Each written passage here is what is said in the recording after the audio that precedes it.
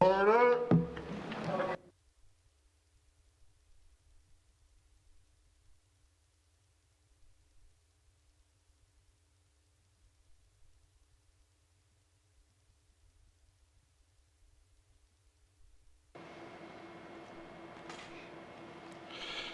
May your spirit and guidance be in us as we work for the benefit of all our people, for peace and justice in our land, and for the constant recognition of the dignity, aspiration of those who we serve.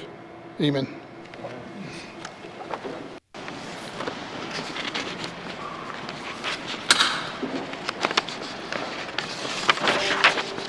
Minister statements. Minister statements. Minister responsible for Northwest Territories Housing Corporation. Mr. Speaker, one of the very important values in the new Northwest Territories Housing Corporation mandate is partnership. Partnership is how we are most effectively going to address the housing needs of residents across the territory. It's critical that we work in partnership with Indigenous governments, the Government of Canada, community governments, and other stakeholders to reach our housing goals. As we work towards improvement within the Housing Corporation, I would like to highlight one of the areas that supports addressing core need. Prior to 2021, the Housing Corporation delivered a program called the Transitional Rent Supplementary Program. It was 100% funded by the N.W.T, and at that time of sunsetting, it was funded at $250,000 per year and supported approximately 50 clients across the Northwest Territories. In our current bilateral agreement with the Canada Mortgage and Housing Corporation, provisions were made for the Housing Corporation to join other Canadian jurisdictions in delivering a new Canada Housing Benefit Program. The current Canada Mortgage and Housing Corporation bilateral funds this program from 2021 to 2028, and over that time, the Housing Corporation is expected to receive a total of $9.6 million, which the Housing Corporation must cost share. In 2022-2023, our main estimates showed an annual budget of $2.5 million towards this program, up from $1.7 million in 21-22. With that level of investment, the Canada Housing Benefit is currently supporting approximately 250 households across the Northwest Territories, and we anticipate that will increase with the additional investment starting in April. The Canada Northwest Territories Housing Benefit, a rent subsidy program, is designed to help households that pay more than 30% of their income on their rent. In place since April 2021, this benefit provides qualified households with up to $800 per month for rent and is a 50-50 cost share between the Government of the Northwest Territories and the Government of Canada. As part of the National Housing Strategy, the National Housing Strategy is a federal government initiative to address housing needs and chronic homelessness. Mr. Speaker, I would like to provide this House with an update on the good work being done through the Canada N.W.T Housing Benefit. Right now, the benefit is supporting approximately 250 N.W.T households. This benefit is making a tangible, positive difference in their lives. When the benefit was first offered, the Housing Corporation received 50 applications. Now the Canada Housing Benefit is oversubscribed by 20%, with more N.W.T residents expressing their interest in accessing the benefit as time goes on. The Housing Corporation is currently looking at ways to address this demand. The benefit is clearly meeting the needs to provide assistance in making rent affordable for private market units where they exist in communities. What all this means, Mr. Speaker, is that someone who worried about being able to pay for childcare next month now has more room in their budget. It means that someone can cope with a little bit more of a better with the rising costs of food and fuel. It means that someone whose worked hours have been cut back can still pay their rent and start at the beginning of each month. This benefit also helps the government address the core housing need across the territory. In this case, by helping program partnerships address affordable issues. Mr. Speaker, It is critical that we continue to look for ways to support our residents to secure safe homes and maintain housing stability. I'm pleased that we are able to work with the Government of Canada on this initiative. Partnership is a theme I've spoken about in this House many times because it is the best way to address the housing needs of the Northwest Territories. One government alone cannot solve the Territories' housing issue. And despite the success of the program, like the Canada Housing Benefit, there is still a lot more work to be done. Mr. Speaker, as responsible for the Northwest Territories Housing Corporation, I will continue to work hard to build and maintain these partnerships so that we can see more and more successes like Canada Housing Benefit. I would also like to thank the staff of the Housing Corporation for meeting with the federal government as well as we continue to find creative and innovative approaches and partnerships as we continue to meet the needs of the people of the Northwest Territories. Merci, Mr. Speaker. Thank you, Minister. Minister statements. Minister statements. Minister responsible for education, culture, and employment. Mr. Speaker, this Legislative Assembly has made it a priority to advance universal childcare for the residents of the Northwest Territories. Today, I am honoured to share the highly anticipated results of our work with Canada that will help us achieve this priority. Mr. Speaker, earlier today, I announced that effective retroactively to January 1st of this year, the average cost of licensed childcare for children 5 years of age and younger will be reduced on average by 50%. We will work with childcare providers to ensure families are reimbursed for their costs incurred since January 1st. Families can expect to see further cost reductions each year until 2026, when we reach our goal of an average of $10 per day childcare.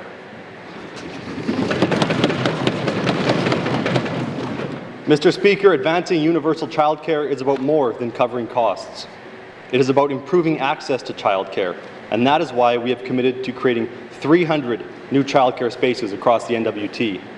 It is about supporting the recruitment, retention, and training of early childhood educators.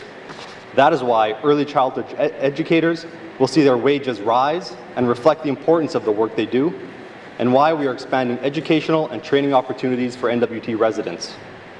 To support this important work, the Department of Education, Culture and Employment has released its 2030 Early Learning and Childcare Strategy, along with the 5-year Canada N.W.T. Canada-wide Early Learning and Childcare Agreement and 2-year action plan. The strategy provides renewed priorities for improving the quality, affordability, accessibility, and inclusivity of early learning and childcare in the N.W.T.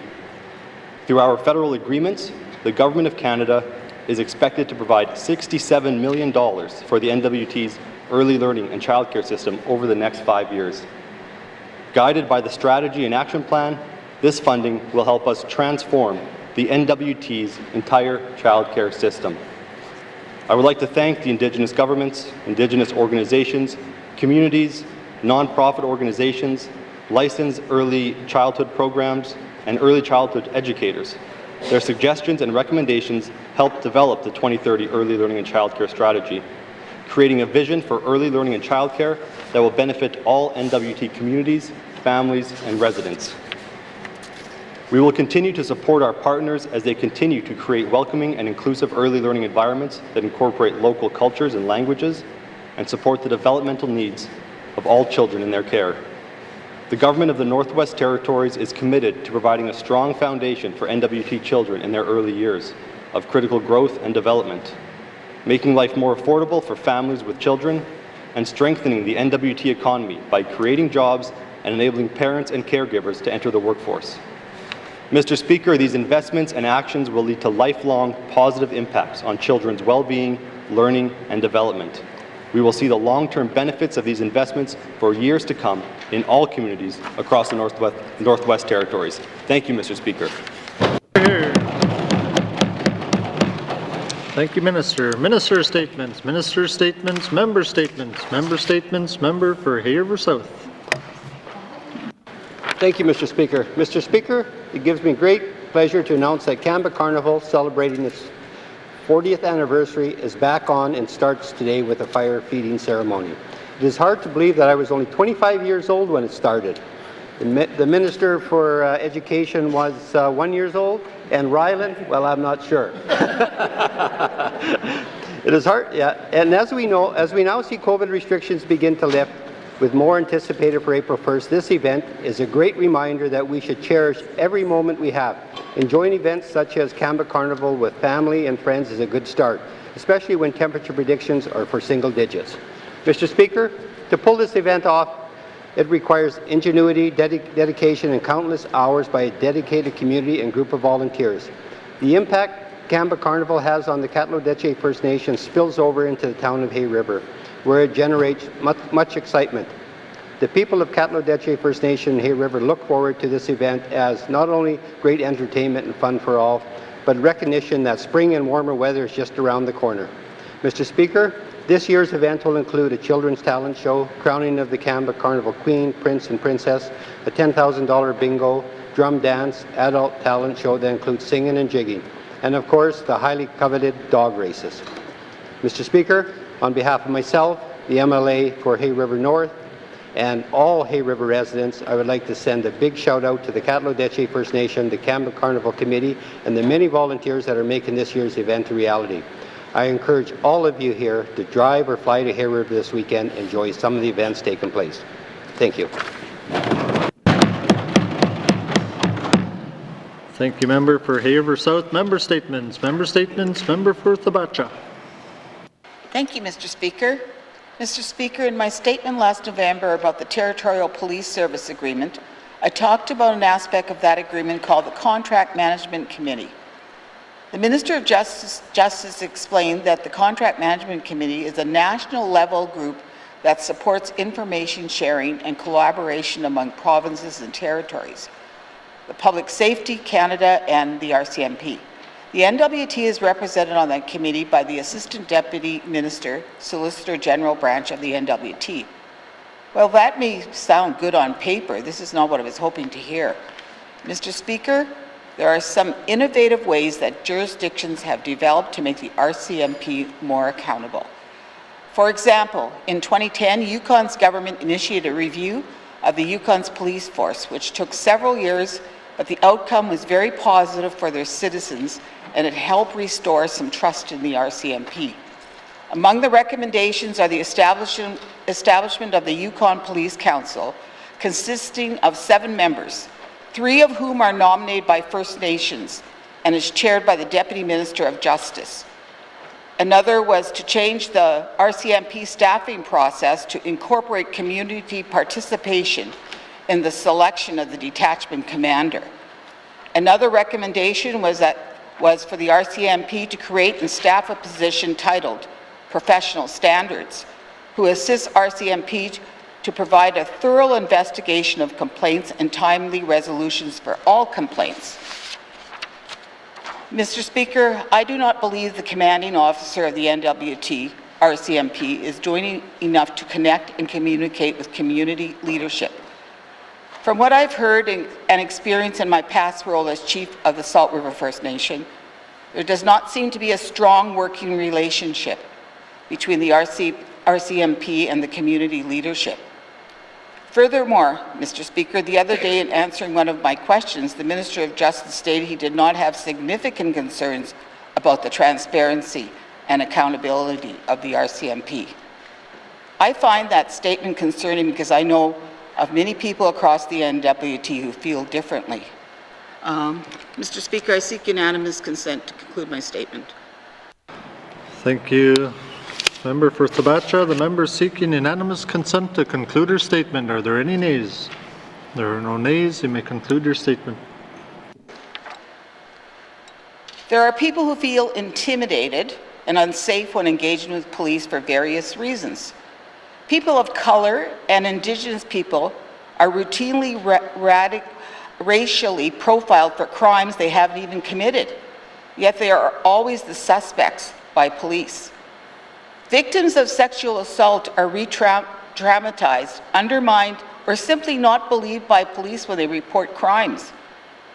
There are people who don't bother calling police in actual emergencies because they either simply don't come or they arrive late after the situation is over. Mr. Speaker, I could go on, but clearly there are major gaps between policing and both average citizens and community leadership alike. I will have questions for the Minister of Justice later today. Thank you, Mr. Speaker. Thank you, Member for Thabatcha. Member statements. Member statements. Member for Nivik-Twin Lakes. Mr. Speaker, since the beginning of the invasion in late February, the conflict between Russia and Ukraine has not only dominated the news, but the hearts and minds of many people within the Northwest Territories and worldwide. Our prayers go out to the people of Ukraine who are caught in the crossfires of this conflict. Mr. Speaker, we are witnessing a global response to the crisis, from economic sanctions, air traffic directives, sporting bans, protests responding to Russia's actions, and at the same time, donations, volunteers, and an outpouring of support towards the Ukraine. A few days ago, the N.W.T. Liquor and Cannabis Commission removed products of Russian origin from its shelves, while the federal government just announced an intention to ban imports of crude oil from Russia. Why does this affect us, Mr. Speaker? 2 words: Arctic security. Mr. Speaker, we all know we share Arctic waters with Russia. They are our circumpolar neighbours. Inuvik has the most northern military base in the Northwest Territories. With full federal support, Inuvik has even increased the airport runway for the use by CF-18s to support Canadian sovereignty in the north and NORAD obligations. Recently, news articles have shown Russian interest in Canadian jurisdiction. There are reports of submarines in the Arctic Ocean, and just recently, a plane was grounded with Russian nationals in it. Mr. Speaker, I recognize that the N.W.T. does not manage Canada's Arctic border security or the national defence, but the N.W.T. does have a responsibility to liaise with the federal government and convey information to the public. I will have questions for the Premier at the appropriate time. Thank you, Mr. Speaker. Thank you, Member for Nivik-Twin Lakes. Member statements. Member statements. Member for Great Slave. Thank you, Mr. Speaker. Mr. Speaker, last year, Cabin Radio reported on allegations of unsafe conditions and mismanagement at the Sobering Centre. I asked then WSCC Minister about how the centre's inspection frequency went and how the allegations would be addressed. Minister Thompson responded that there had been 7 contractor-initiated inspections since 2019 in response to incident reports, and that there were no outstanding issues with the Sobering Centre. Mr. Speaker, this was in stark contrast to what a then-employee described after contacting my office. It was surprising to me that the centre was only being inspected when the contractor identified a problem, as it's across the street from WSCC. Private companies are subjected to random inspections, yet an operation serving our most vulnerable during a pandemic doesn't warrant the same attention. When asked about measures being taken to investigate the allegations, the minister put the onus back on minimum wage employees to raise issues under the Safety Act to their employer. 1 year later, and the RFP to operate the centre has been issued late, causing a 6-month gap as the current contractor declines to extend, something HSS says they learned of recently, with no explanation for such poor planning. Last year, it was asked if the issues raised by the whistleblowers would be investigated, and at that time, Minister Green said, and I quote, "I want to assure you that this matter is being taken seriously and is being actively investigated by the Northwest Territories Health and Social Services Authority." However, a year later, we find out from media that the authority, in fact, did no such thing, and instead asked RCMP to investigate the whistleblowers, against whom no charges were ultimately laid. The minister knew we wanted the concerns investigated, but looked to punish those brave enough to speak instead. This government talks about informed decision-making and change, but instead chooses to punish those who raise the alarm. My own time in Cabinet is a good example. Mr. Speaker, how much is this reactive response going to cost us? How much is it going to cost our vulnerable sector as services are disrupted and shifted? The minister says that service levels will be maintained and monitored with the ability to expand capacity if required. But how will she know if the onus is on employees to come forward with issues to their employer? WSCC doesn't think it's their role to proactively monitor, but only react when the operator reports something. And now that the operator is the WSCC minister's colleague, how much will they be really held to task again when issues are raised? Thank you, Mr. Speaker. Thank you, member for Great Slave. Member statements. Member statements. Member for Kamloops. Thank you, Mr. Speaker. Mr. Speaker, we are always talking about connection between economic and social success, culture and climate, and people. Small world stories with roots in the North are my favourite, and I love to learn of the familiar connections between colleagues, constituents, and Northerners. The North is vast in land, but small in personal connection. So, Mr. Speaker, it is frustrating that the government upholds a policy that dismisses the connections that exist across our territory and our reliance on one another. The Housing Corporation Community Residency Policy requires an N.W.T. resident to live in a community for a predetermined number of months before they can add their name to the public housing waitlist. A waitlist, Mr. Speaker. If implementing the United Nations Declaration of Indigenous Peoples, the MMIWG calls for justice, and the TRC calls to action are a priority of this government, then they need to flip policies and ask if the unintended consequences are justifiable. The community residency policy violates the TRC's Section 1 call to action to enable Aboriginal communities and child welfare organizations to keep Aboriginal families together where it is safe to do so and to keep children in culturally appropriate environments, regardless of where they reside. MMIWG Call for Justice 1.1. We call upon all governments to ensure that equitable access to basic rights such as employment, housing, education, safety, and health care. Call for Justice 4.1. All governments must immediately ensure that Indigenous peoples have access to safe housing. Call for Justice 12.4. We call on all governments to prohibit the apprehension of children on the basis of poverty and cultural bias. And the United Nations Declaration on the Rights of Indigenous Peoples, Article 21. Indigenous peoples have the right without discrimination to the improvement of their economic and social conditions. Mr. Speaker, I speak about this policy often in the House. In response, the Housing Minister identified the following reasons for maintaining this policy. 1.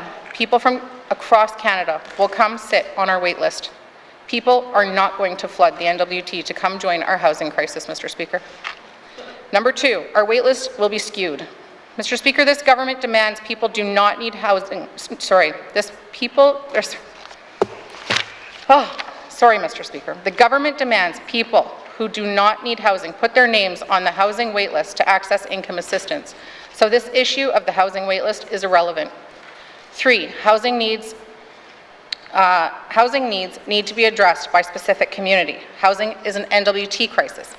Mr. Speaker, I seek unanimous consent to conclude my statement. Thank you, member for Kamloops. The member seeking unanimous consent to conclude her statement. Are there any nays? There are no nays. You may conclude your statement. Thank you, Mr. Speaker. I apparently have a lot to say on this one. Number 3, housing needs need to be addressed by specific community. Housing is an N.W.T. crisis, Mr. Speaker, not a community crisis. And if someone wants to move to self-determine their health, economic, or social sufficiency, then let them. Number 4, and finally, Mr. Speaker, the most popular response is we have to be fair. This policy is not fair. It keeps people from jobs, family, and autonomy. But even more jarring, Mr. Speaker, it prevents Northerners from accessing resources, prevents parents from leaving violent relationships, and jeopardizes a parent's ability to keep their children out of the child welfare system. If the Housing Corporation needs to amend the point system it uses to allocate housing, then do that. But stop upholding a policy that limits a person's self-determination in health, economic, and social sufficiency through housing, because that is not fair. Thank you, Mr. Speaker. Thank you, member for Kamloops. Member statements. Member statements. Member for Yellowknife North. Thank you, Mr. Speaker. There are some conflicting views on raising the minimum wage and what the minimum wage should be established. These views were well sought out in the Minimum Wage Committee report, and if that was a public document, people could see that debate. But it's not, Mr. Speaker. Some economists feel raising the minimum wage brings inflation, while others say it actually helps the economy by increasing purchasing power of citizens. However, Mr. Speaker, there is one thing we can all agree on, that the cost of living in the Northwest Territories is way too high, and living on $15.20 an hour is more like struggling to survive, Mr. Speaker. Now, Mr. Speaker, I am proud that in this House we raised the minimum wage, and we now have the second highest minimum wage in Canada. And I think it is only appropriate that we have got the second highest minimum wage in Canada, considering we have the second highest cost of living, that we try to keep that place, Mr. Speaker. During the pandemic, we topped all of our workers up to $18 an hour. We called them heroes, and that support has now ended, but I hope that one day we can get those workers their raise back, Mr. Speaker. I propose we tie our minimum wage to inflation.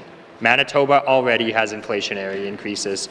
BC and Nova Scotia recently announced they are moving in this direction. The Yukon and Saskatchewan tie their minimum wage to the Consumer Price Index, Mr. Speaker. I think it is the time that the N.W.T. moves to tie the minimum wage to inflation or the Consumer Price Index to make sure that workers don't fall behind once again. I will have questions for the Minister of Education, Culture and Employment later today. Thank you, Mr. Speaker. Thank you, member for Yellowknife North. Member statements. Member statements. Member for Framley.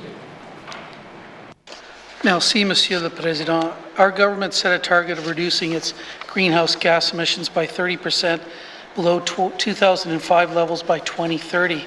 As we know, the N.W.T. is heavily dependent on burning non-renewable fossil fuels to meet our transportation, space heating, and other needs.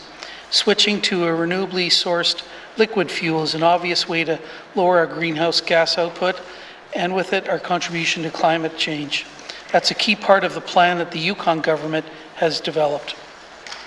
Investigating those possibilities prompted N.W.T. to commission a report by the Saskatchewan Research Council on biofuel substitution that was carried out in 3 phases. In the first phase, the Council identified petroleum fuel demand and required specifications, possible sources for biofuel supplies, and explored processes and feedstocks for producing biofuels for use in the Northwest Territories. In the second phase, the potential greenhouse gas emission reductions and cost of 3 biofuel use scenarios were explored. Finally, uses in other jurisdictions were investigated, and the steps required to implement a pilot project in the Northwest Territories were identified. The study concluded that although there is a significant potential to reduce greenhouse gas emissions through biofuels, availability and performance in Arctic conditions are an issue. But if renewable diesel is technically feasible, it could reduce greenhouse gas emissions by 541 kilotons at a cost of $62 million per year, more than the 517 kiloton reduction of the entire 2030 energy strategy, and over twice the stated impact of Tolson expansion at a fraction of the cost. The federal clean fuel standard will require liquid fuel suppliers to gradually reduce the carbon intensity of the fuels they produce and are designed to support the use of renewable liquid fuels in Canada. The standard could be used to encourage the production of Arctic-grade renewable diesel by providing extra incentives. So where do we go from here, Mr. Speaker? The N.W.T. study recommends 2 actions. First, a pilot during the summer months to confirm that equipment and infrastructure are compatible with renewable diesel blends. And second, a cold weather test of the performance of diesel fuels. I'll have questions for the Minister of Infrastructure later today on next steps in testing biofuels in the Northwest Territories. Merci, Mr. Speaker. Thank you, member for Framley. Member statements. Member statements. Member for Yellowknife South. Thank you, Mr. Speaker. I would like to take the opportunity today to congratulate Yellowknife South constituent Margaret Henderson on being the recipient of the MACA Outstanding Elder Volunteer of the Year Award for 2021. It was obvious from the words on her nomination form as to all the reasons she should be the recipient of this year's award, with examples of hard work that she has contributed to the Food Rescue Yellowknife since it began back in 2008. I'd like to echo the praise we heard yesterday from the Minister of MACA, acknowledging Ms. Henderson's contribution from the very earliest days of the organization, leading to it becoming the robust organization that Food Rescue is today. So, Mr. Speaker, congratulations to Marg, and thank you to her for all the work that she does putting into food security and sustainability for the people of Yellowknife. Thank you, Mr. Speaker. Thank you, member for Yellowknife South. Member statements. Member statements. Returns to oral questions. Returns to oral questions. Recognition of visitors in the gallery. Member for Tunde-Welde. Thank you, Mr. Speaker. I'd like to recognize my wife, Helen Jericon. She's also working on her Master of Education, and she also received a scholarship for her master program. My wife, Alita Jericon. Thank you. Thank you. Welcome to the House. Recognition of visitors in the gallery. Recognition of visitors in the gallery. Member for N.W.T. Lakes. Yep. Thank you, Mr. Speaker. Mr. Speaker, I just want to recognize our two interpreters from Inuvik, Lillian Elias and Valerie Stephenson. Thank you, Mr. Speaker.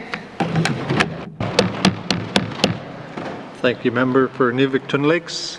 I'd like to welcome everyone in the chamber today, especially our interpreters who are, well, just reminded me, I was asked yesterday to remind members to speak slowly.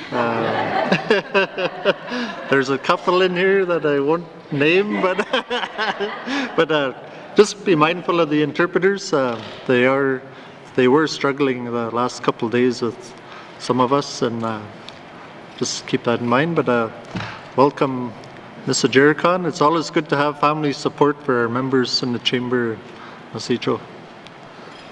Recognition of visitors in the gallery. Acknowledgements. Acknowledgements. Member for Framley. Merci, Monsieur le Président. I rise to acknowledge the passing of Eva Henderson at 96. Eva came here in 1974 with her husband and family. A registered nurse, she worked at Stanton Hospital and helped establish Yellowknife Home Care Services. She was a founding and lifetime member of the Northwest Territories Nursing Association. In later years, she ran a bed and breakfast with husband Eric. Eva's vivacious nature and ready smile will be missed, while her influence will be felt for years to come. Merci, Mr. Speaker. Thank you, Member for Framley. Acknowledgements. Acknowledgements. Oral questions. Oral questions. Member for Haver South.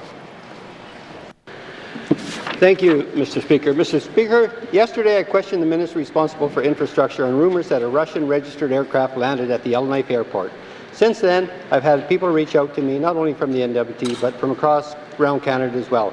Some who were just looking for additional information and clarification, while others provided suggestions on what should be done with the aircraft and occupants, most of which I'll not repeat here. Mr. Speaker, can the minister clarify, in fact, whether or not the aircraft was Russian registered and where did the flight originate from? Thank you. Thank you, Member for Haver South. Minister responsible for infrastructure. Thank you, Mr. Speaker. I can advise our understanding is that the plane is registered to a company in Austria. The flight originated in Geneva, Switzerland, until the Canadian Border Service met the plane here in Yellowknife and determined that the passengers were Russian nationals. There were no flags raised. Queen Aini. Thank you, Minister. Oral questions. Member for Haver South. Thank you, Mr. Speaker. I thank the minister for that confirmation. And with the nationality of the passengers being Russian, I guess, what's the current status of both the passengers and the aircraft at this time? Thank you, Mr. Speaker. Thank you, Member for Haver South. Minister responsible for infrastructure. Thank you, Mr. Speaker. Canada continues to gather the facts required to be able to make a determination on the next steps regarding these passengers. So Canada will also continue to hold the plane while the investigation is ongoing. Thank you. Thank you, Minister. Oral questions. Member for Haver South. Thank you, Mr. Speaker. Mr. Speaker, I understand that the passengers were looking at going on an expedition, and given that, I just ask if the minister's department was contacted by either the group or by any federal government agencies confirming that the plane had Russian nationals on it. Thank you. Thank you, Member for Haver South. Minister responsible for infrastructure. Thank you, Mr. Speaker. Mr. Speaker, there was no knowledge of the expedition or contact with the Department of Infrastructure prior to the plane landing on Tuesday. I was disappointed with the lack of engagement, and I'm hopeful that they at least reached out to the Yellowknife First Nation or the Clicho when accessing their traditional territory. Thank you, Mr. Speaker. Thank you, Minister. Final supplementary, member for Haver South. Mr. Speaker. Mr. Speaker, with what has taken place in Ukraine, we need to talk about sovereignty, protections, and monitoring in Northern Canada. I also find it very disappointing that the federal government is not providing timely information that involves Russian nationals. Can the minister advise how her department will rectify this communication failure with the federal government? Thank you, Mr. Speaker. Thank you, member for Haver South. Minister responsible for infrastructure. Thank you, Mr. Speaker. So once we opened the borders to tourists on March the 1st, our ability to be able to restrict access to the Northwest Territories has ended. It is now up to Canada to be able to determine whether the Russian nationals are allowed to stay in Canada. I can't say anything further as it is really out of our hands, Mr. Speaker. Thank you. Thank you, Minister. Oral questions, member for Thabacha. Thank you, Mr. Speaker. Mr. Speaker, can the Minister of Justice provide any measurable data or evidence that demonstrates a positive benefit to the people of the Northwest Territories in relation to the increasing costs of policing? Thank you, Mr. Speaker. Thank you, member for Thabacha. Minister responsible for justice. Thank you, Mr. Speaker. I don't have the data at my fingertips, so I'd be happy to get back to the member with that information. Thank you. Thank you, Minister. Oral questions, member for Thabacha. Mr. Speaker, in my member statement, I talked about the government of the Yukon conducting a review of the Yukon Police Force. That review produced a final report, along with several recommendations for improving oversight to the RCMP and building trust with the public. The N.W.T could learn a thing or two from that work. Has the Minister or the Justice Department ever looked at the Yukon's police force review? And if so, have any of these recommendations been considered for the Northwest Territories? Thank you, Mr. Speaker. Thank you, member for Thabacha. Minister responsible for justice. Thank you, Mr. Speaker. So I haven't read the report, but when the member brought it to my attention, I did have a brief look at it. The department is aware of the report, and one of the things about having a national body like the RCMP is that all jurisdictions share information, and so the N.W.T does work especially closely with Yukon and Nunavut, and so that information is shared between the jurisdictions as well. So there is definitely an awareness of that report and its findings. Thank you. Thank you, Minister. Oral questions, member for Thabacha. Mr. Speaker, can the Minister tell us if he or the Department of Justice has ever considered conducting a review of the N.W.T's police force like what has been done in the Yukon? Thank you, Mr. Speaker. Thank you, member for Thabacha. Minister responsible for justice. Thank you, Mr. Speaker. We've just initiated a review. Thank you. Thank you, Minister. Final supplementary, member for Thabacha. Mr. Speaker, in 1999, the Yukon government created the Commanding Officers Yukon First Nation Advisory Committee. It was created to foster a healthy and positive relationship between First Nations and the RCMP. That committee meets twice a year. Has the Department of Justice ever considered or attempted to work with Indigenous groups in the N.W.T to create a similar committee for the N.W.T? Thank you, Mr. Speaker. Thank you, member for Thabacha. Minister responsible for justice. Thank you, Mr. Speaker. The commanding officer of G Division also has an Indigenous advisory committee, and they meet biannually. It's made up of community members and elders. Of course, people may remember the RCMP is also working with the Dene Nation on an innovative program that is well underway, that was announced last year. And the GNWT, the RCMP, and Salt River First Nation are working together to address some of the outstanding issues out of that jurisdiction. So there's lots of work underway. Thank you. Thank you, Minister. Oral questions, member for Nivik-Twin Lakes. Thank you, Mr. Speaker. Mr. Speaker, as I said in my member statement, I would have questions for the Premier. Can the Premier explain how the GNWT liaisons with the National Defence and in security efforts. Thank you. Thank you, member for Nivik-Twin Lakes. Honourable Premier. Thank you, Mr. Speaker. Mr. Speaker, Canada takes the lead on international security and defence, including Arctic security. The Department of National Defence will respond to any military threat in the Arctic. Canada is a member of the North Atlantic Treaty Organization, NATO, which supports security of member nations. Canada and the United States partner in the North American Aerospace Defense Command, NORAD, with the goal of defending the North America and protecting critical infrastructure in Canada and the States. Last summer, they committed to modernizing our North Warden system, of which we have 7 in the Iqaluit region. Arctic security is a priority for the N.W.T and for our Indigenous partners. It's a priority in our N.W.T chapter of the Arctic and Northern Policy Framework, in fact. So we meet regularly with the Joint Task Force here in the North. They regularly conduct exercises throughout the North, many of us are aware of. It includes the Canadian Armed Forces and Reserve members, including our Canadian Rangers. We also participate in the Arctic Security Working Group, where we share information and cooperation among federal and territorial government departments, including the National Defence, the Coast Guard, the Canadian Space Agency, the RCMP, the United States military, as well as non-government organizations, academics, private sector, and other stakeholders. Thank you, Mr. Speaker. Thank you, Honourable Premier. Oral questions. Member for Nivik-Twin Lakes. Thank you, Mr. Speaker.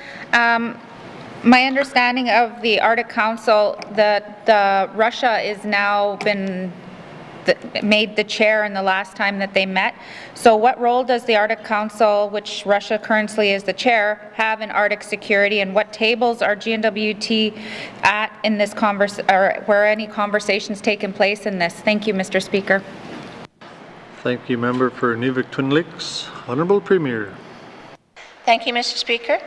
The Arctic Council is actually a forum for cooperation and collaboration on critical issues affecting the Arctic, but it doesn't include defense and security. However, based on what's going on in the Ukraine, member countries, including Canada, have raised concerns about Russia's leadership of the Arctic Council, and they're pausing participation in all meetings of the Council at this time. I also want to say that since this has been going on, I've met with the northern premiers across the 3 territories. We all have concerns, and we've written a letter to our Prime Minister to request a meeting with him to discuss the Arctic security. We've also requested that Arctic sovereignty be included in our next Council of Federation meeting, which happens this summer, and we want it to be an agenda. It needs to be a priority for all jurisdictions across Canada. Thank you, Mr. Speaker. Thank you, Honourable Premier. Oral questions. Member for Nivik-Twin Lakes.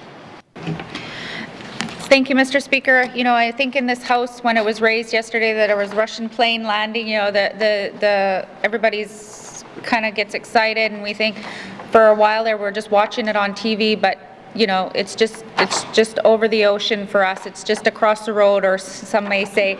So does the Premier expect an increase of military presence in the N.W.T, especially around the coast in the Nunavik, now or in the near future, or is any of that discussion has been happening? Thank you, Mr. Speaker. Thank you, member for Nivik-Twin Lakes. Honourable Premier.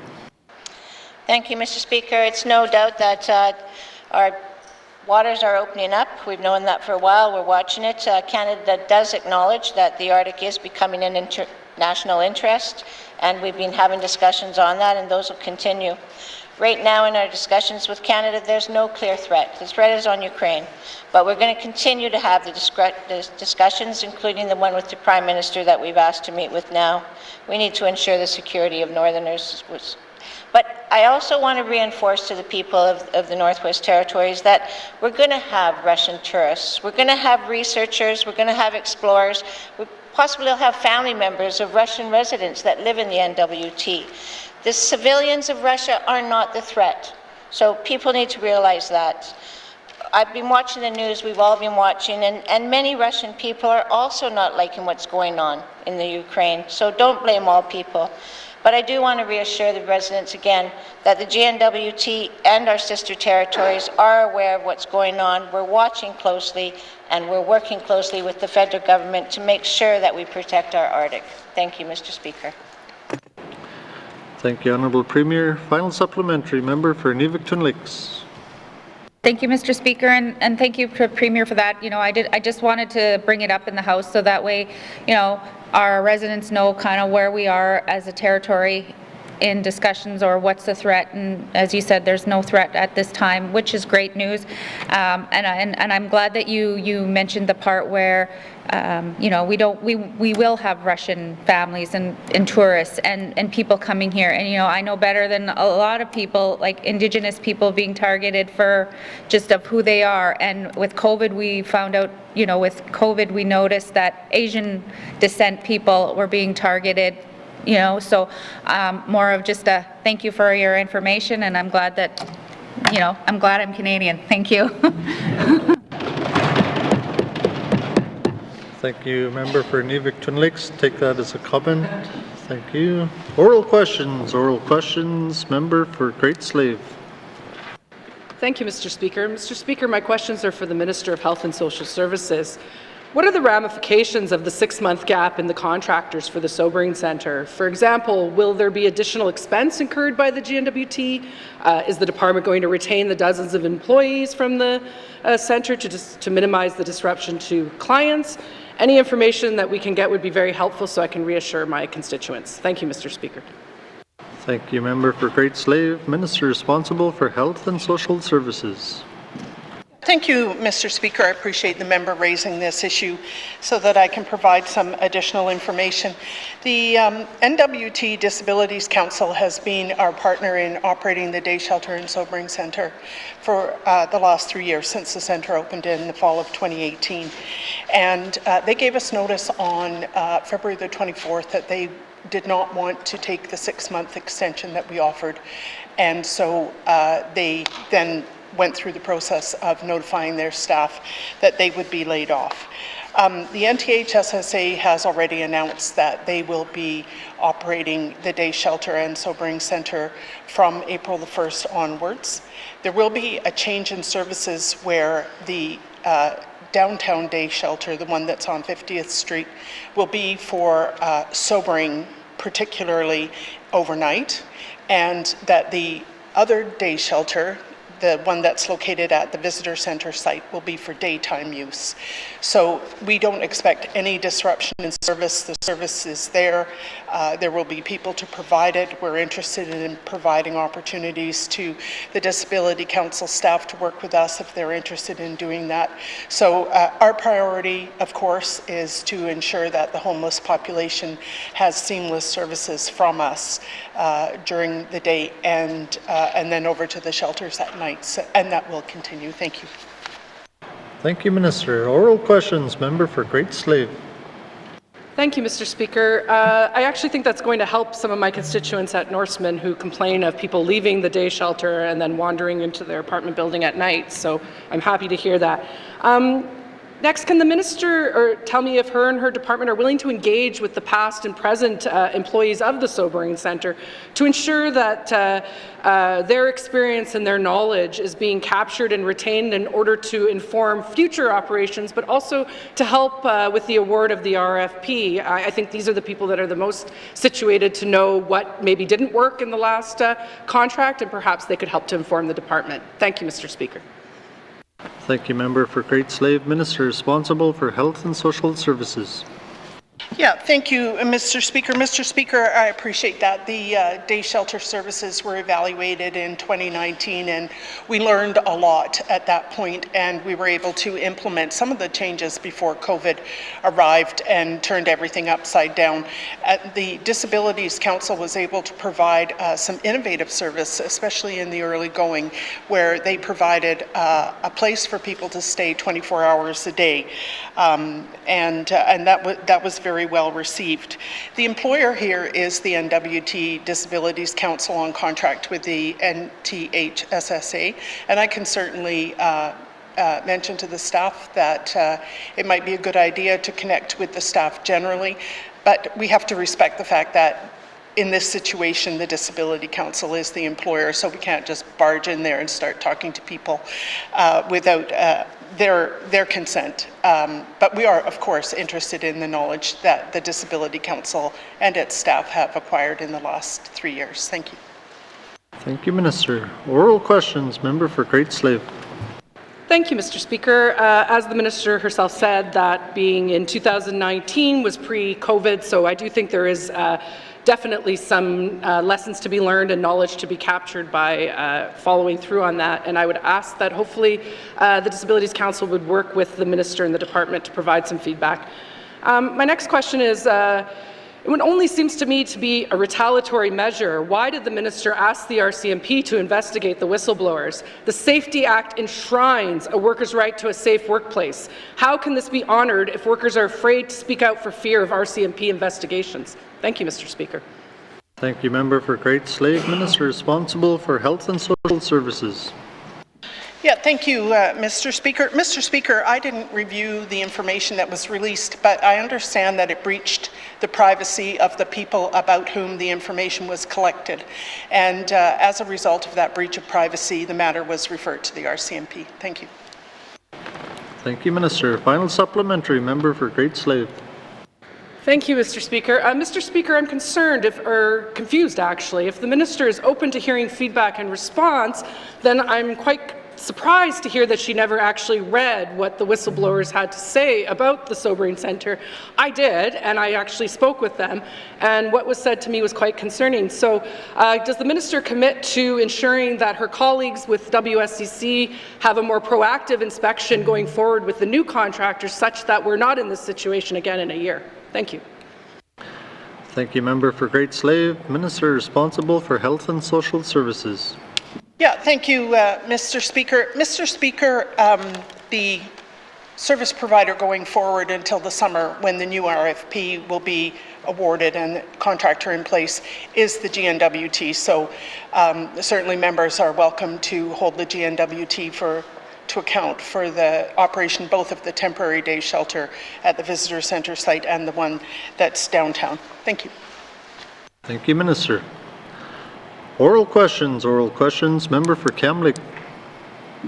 Thank you, Mr. Speaker. Mr. Speaker, my questions are for the Minister of the Housing Corporation.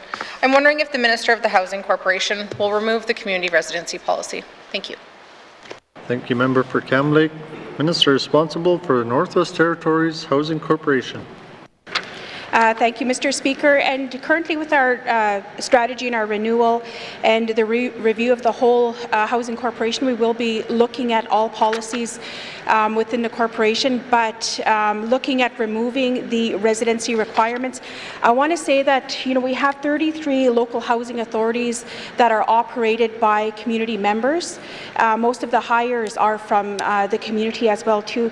They do have the authority within those local housing organizations, the boards and the chair, to look at lifting those residency requirements, depending on if they see that as an issue in their community.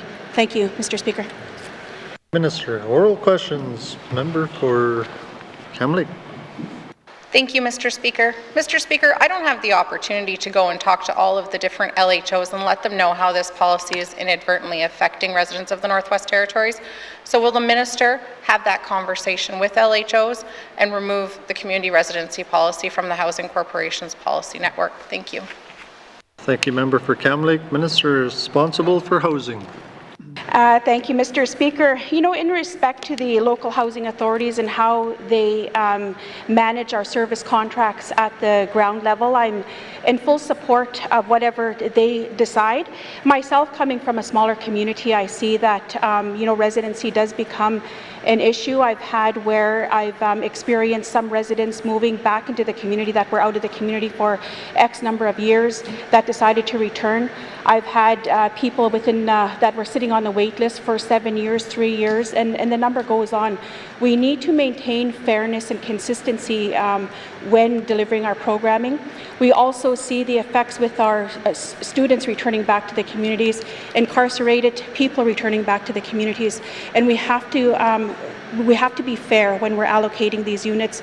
But in respect, we do have residents that have been sitting on that wait list for quite some time that end up with that do have medical issues as well. The applicants come with different needs throughout the Northwest Territories, and we try to work within the local housing authorities and supporting them when making these decisions. Thank you, Mr. Speaker. Thank you, Minister. Oral questions. Member for Kamloops. Thank you very much, Mr. Speaker. I'd love the opportunity to respond to each of those points, but I think you'd cut me off. It sounds to me like what needs to happen is a reassessment of the priority point system that's allocated to residents whose names are on the wait list, so that all of these issues that the minister is stating that add to fairness are the ones actually being evaluated. So will the minister remove the community residency policy and instead look at revising the point system? Thank you. Thank you, Member for Kamloops. Minister responsible for housing. Thank you, Mr. Speaker. I'm open to a lot of different changes throughout the corporation. The member has raised an issue that I see throughout the territory as well, and it could be something that's brought back. I'd like to bring that back to my department and look at that as well, because we're under review of all policies throughout the territory. But like I had said, we need to maintain the fairness and consistency in our smaller communities, respecting our service agreements that the boards and the chair people do provide for us on our behalf. Thank you, Mr. Speaker. Thank you, Minister. Final supplementary. Member for Kamloops. Mr. Speaker, I've been bringing this policy up in this House since February of 2020.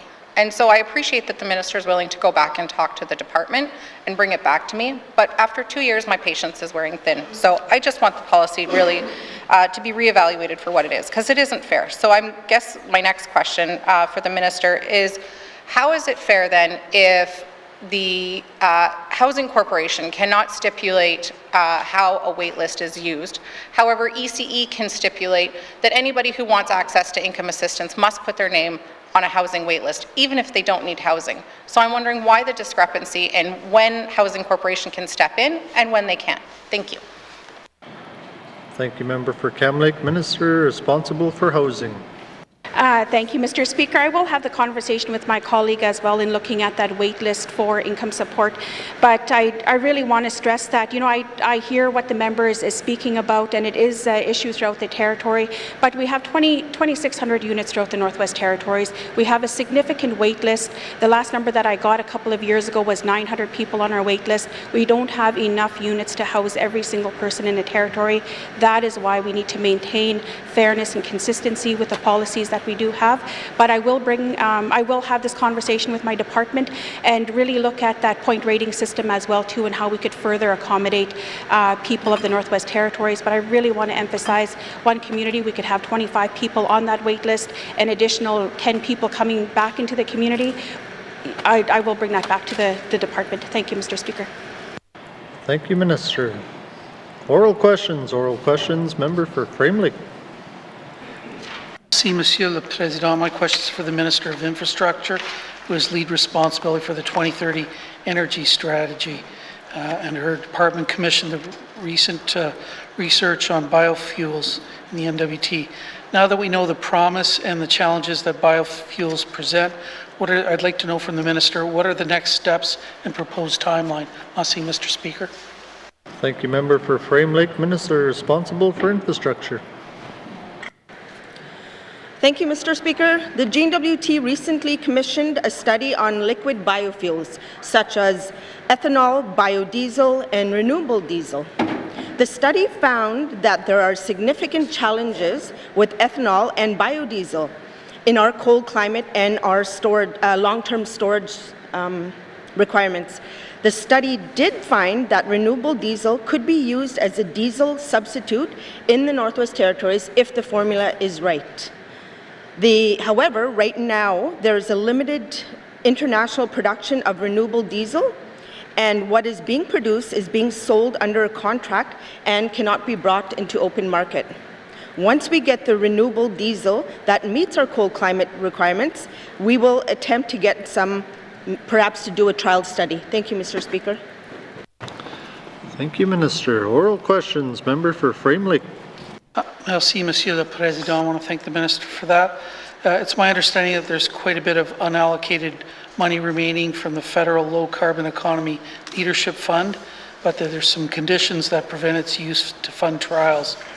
Can the Minister tell us how much money is left to be allocated and whether a department will ask the federal government to permit use of these funds for trials of biofuels? Merci, Mr. Speaker.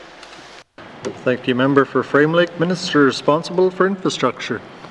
Thank you, Mr. Speaker. Right now, and this is subject to change as we have our year-end numbers, there's approximately $2.7 million available under the GHG grant program for buildings and industry until March 2024.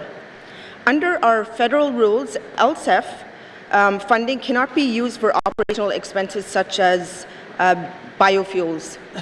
We have asked the federal government if there's any flexibility, and they have responded that there is not. We do track federal funding programs, and we will continue to look for a program that might find funding for this type of project. Thank you, Mr. Speaker. Thank you, Minister. Oral questions. Member for Frame Lake. Merci, Monsieur le Président. I want to thank the Minister for that. Happy to work with her to put some pressure on the feds.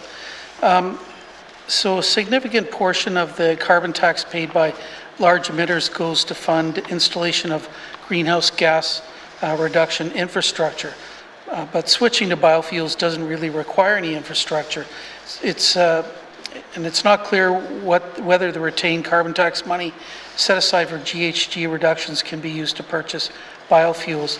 Can the Minister confirm whether any of the N.W.T retained carbon taxes and or the large emitter trust funds can be used to purchase biofuels for testing and use in the N.W.T? Merci, Mr. Speaker. Thank you, Member for Frame Lake. Minister responsible for infrastructure. Thank you, Mr. Speaker. Mr. Speaker, the Department of Finance administers the Large Emitter Grant Program. However, I do want to, perhaps with my colleagues' permission, speak a bit about the program. It is an application-based program that allows large emitters to receive grants up to the amount in their individual account for projects that reduce their GHG emissions, at least 5% from the baseline business as usual. If a switch to biofuels from regular diesel will reduce GHG emissions by 5% on an ongoing basis, then the large emitter may apply for a grant for those costs of the switch. The cost of the liquid biofuels itself would not be an eligible cost. The large emitter grant program does not include grants for research. However, if the research is applied and produce a 5% reduction in GHG emissions from the baseline, then large emitter may apply for a large emitter grant. Retained carbon taxes go into general revenues and are allocated based on government priorities. Thank you, Mr. Speaker. Thank you, Minister. Final supplementary. Member for Frame Lake. Merci, Monsieur le Président. I want to thank the Minister for that.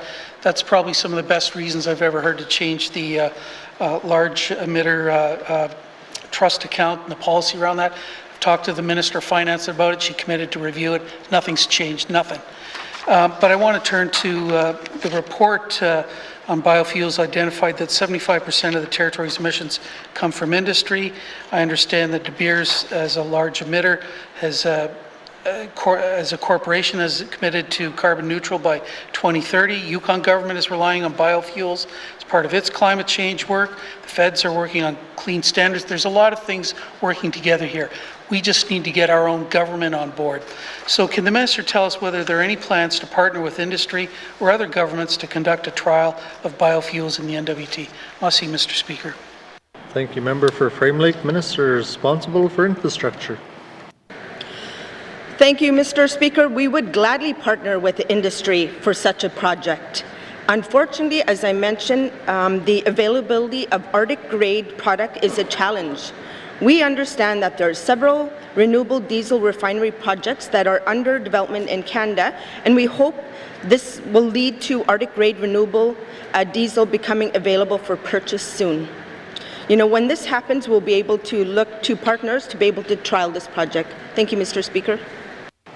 Thank you, Minister. Oral questions, member for Yellowknife North. Thank you, Mr. Speaker. The last minimum wage report was never made public, and I understand the minister's position, and he told the committee that the work they would do would remain confidential. But I understand that we're now looking at reviewing the minimum wage again, and I just don't want to be standing here at that time asking that question once again. So can the minister speak to what the process is going forward for the next minimum wage review? Thank you, Mr. Speaker. Thank you, member for Yellowknife North. Minister responsible for education, culture and employment. Thank you, Mr. Speaker. Generally what happens is every 2 years the minimum wage committee is struck and it does a review of the environment in the territory and produces some recommendations for the minister in regards to the minimum wage. The department mentioned to me that they were embarking on that process again, and I said, just wait. I'm not sure if that's the route I want to go. The committee does a lot of great work, and I appreciate the work the members put in, but you know, given the criticism by the members about that process, I might be taking a different approach. Thank you. Thank you, Minister. Oral questions, member for Yellowknife North. Thank you, Mr. Speaker, and I'm sure the minister will keep us appraised of his different approach. One of the things I would really like the minister to look into is tying our minimum wage to inflation. I know we have the second highest right now, but we're kind of in a tie with Yukon and BC, and it looks like Yukon's going to pass us on April 1 when inflation goes up. And so we're kind of in this constant battle where we have a political choice to raise the minimum wage as opposed to many jurisdictions who just automatically raise it with inflation. Is pegging the minimum wage to the consumer price index or an inflationary measure something the minister is willing to do? Thank you, Mr. Speaker. Thank you, member for Yellowknife North. Minister responsible for EC&E. Thank you, Mr. Speaker. We haven't done that in the past, and I don't want to speak for the previous ministers, but when I was elected that year, minimum wage was $10. I've only been here 6 years. So it went from $10 up to $15.20 in a relatively short amount of time. So we far outstripped the rises to CPI or inflation. And so we haven't been in a position where we would want to do that. If this is seen as adequate right now, this minimum wage, then it would make sense to tie it to the CPI. But I'm not sure if this is adequate. You know, there needs to be a bit more analysis. So am I willing to look at that? Yes, we always look at that. The minimum wage committee has traditionally looked at that, but it's just one factor that we have to consider. Thank you. Thank you, Minister. Oral questions, member for Yellowknife North. Yes, thank you, Mr. Speaker. I spoke earlier that we lost the wage top-up program, which brought many workers up to $18 an hour. And then I think this year we are going to see one of the highest inflations Canadians have seen in years, and the cost of living is not getting any cheaper in the North. I just worry that, you know, we in the N.W.T are heading down a path where we're making a living wage is just getting harder and harder for other people. Can the minister speak to what plans the department has to ensure that N.W.T workers are making a decent wage that, you know, keeps the pace of the cost of living and inflation? Thank you, Mr. Speaker. Thank you, member for Yellowknife North. Minister responsible for EC&E. Thank you, Mr. Speaker. And that responsibility is not mine alone. That is really all of government needs to work to ensuring that. We need to ensure that we have an adequate housing stock so that the rents are affordable. We need to ensure that our economy is robust so people can find jobs. So the minimum wage, people have to remember, it's a minimum standard. You know, this is an employee's market in the Northwest Territories. Our wages on average are much higher than the minimum wage. It's a very small proportion of the population and a young portion of the population that is making minimum wage. So minimum wage is not the tool to get to a living wage. Thank you. Thank you, Minister. Oral questions, oral questions, written questions, written questions, returns for written questions, returns for written questions, replies to Commissioner's address, replies to Commissioner's address, petitions, petitions, reports of committees on the review of bills, reports of committees on the review of bills, reports of standing and special committees, reports of standing and special committees, tabling of documents, Member for Thabacha. Thank you, Mr. Speaker. Mr. Speaker, I wish to table Sharing Common Ground Review of the Yukon's Police Force, final report on implementation, May 2014. Thank you, Mr. Speaker. Thank you, Member for Thabacha. Tabling of documents, tabling of documents. Notices of motion, notices of motion, motions, motions. Notices of motion for the first reading of bills, notices of motion for the first reading of bills, first reading of bills, first reading of bills. Second reading of bills, second reading of bills. Consideration in Committee of the Whole of Bills and Other Matters, Bill 23, 29, and 38. Minister's Statement 202-19 brackets 2, Table Document 561, 567, 578, 579-19 brackets 2 with Member for Inuvik Twin Lakes in the chair.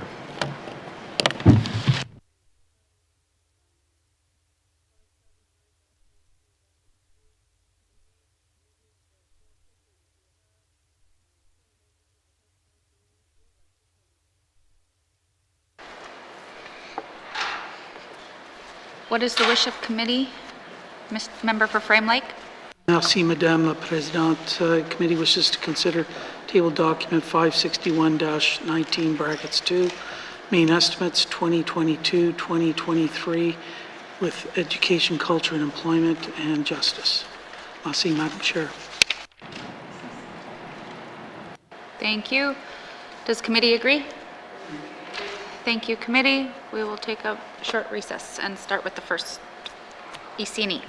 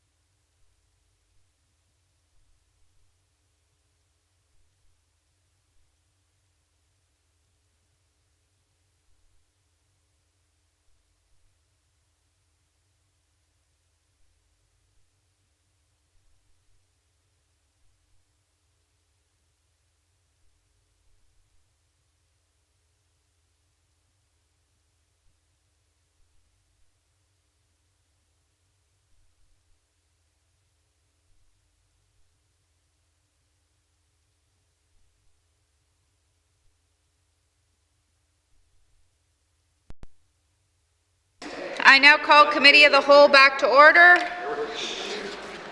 Committee, we've agreed to consider table document 561-19-2, main estimates 2022-2023, and we are on the Department of Education, Culture and Employment.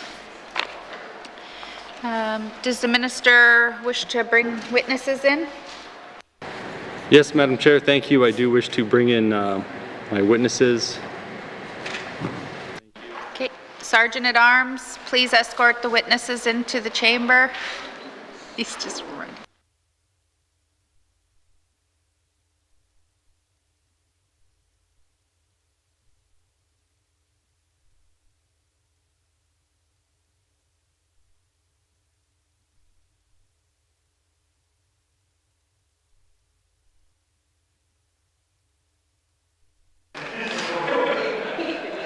Thank you. Welcome back, Deputy Minister McDonald and ADM Mr. Satorino.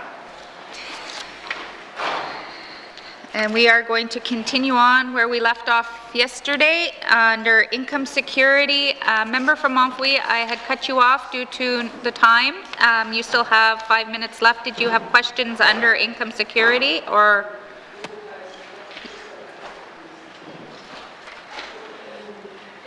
You did? Okay. I just got to fix the clock. There. You ready?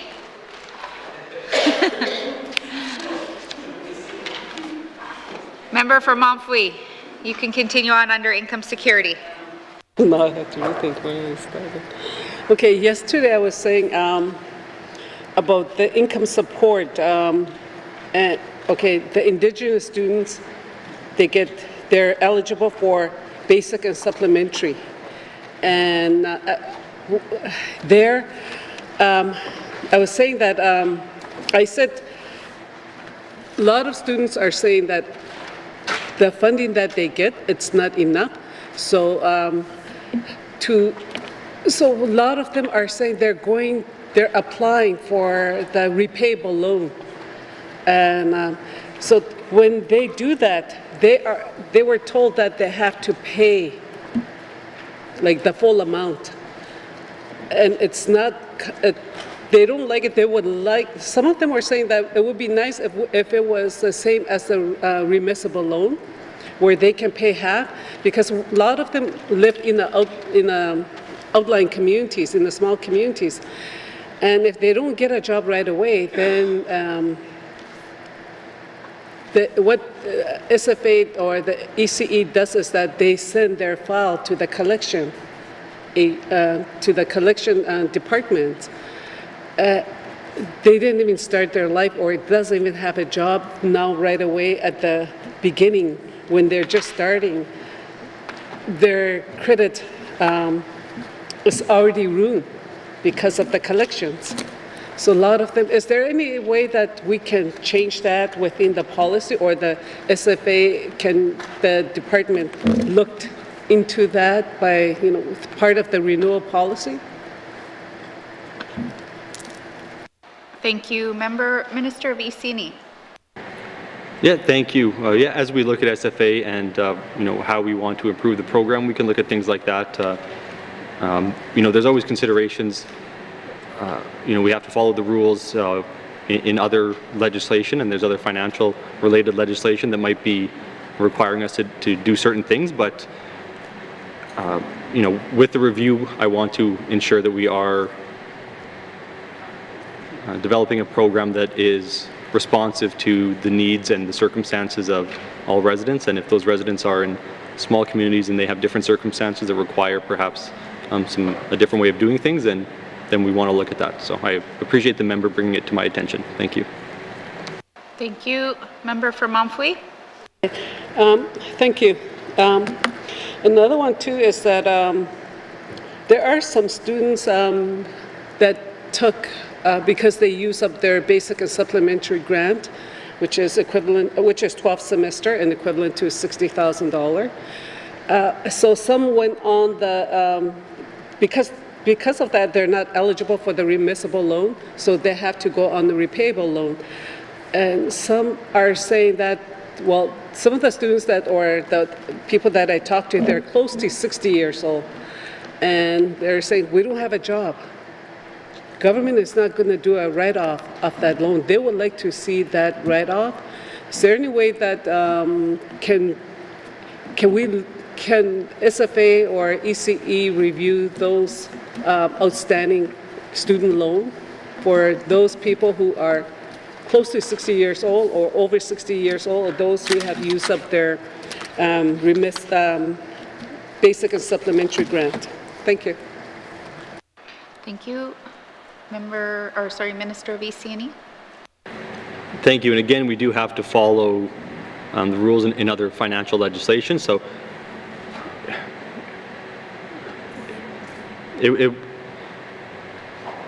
there are processes in place to request forgiveness if you get to the point where you're having collections called on you. So there are some processes in place, but we don't want to have a program and have some people, have to follow that program and others not. So what we might need is to perhaps change the program so it's a little more responsive, but I don't want to, commit to, just treating some people differently because, they have different circumstances that other people might have, but those other people might be following the rules. So, in a short story, we were going to look at all of these things as we renew the program. Thank you.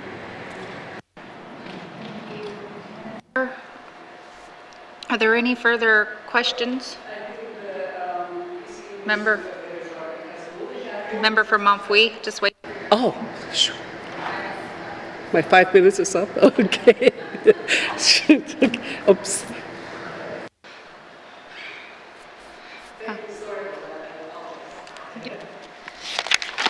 Thank you. Are there any further questions under income security from members? All right, so I'm just going to Education, Culture and Employment, Income Security, Operation Expenditure Summary, 2022-2023 main estimates, $60,121,000. Does committee agree? Thank you. Committee, we will now turn to page, we have already done JK to grade 12, so we're going to skip that. Labor, Development and Advanced Education, page 53 with information items on 54 to 57.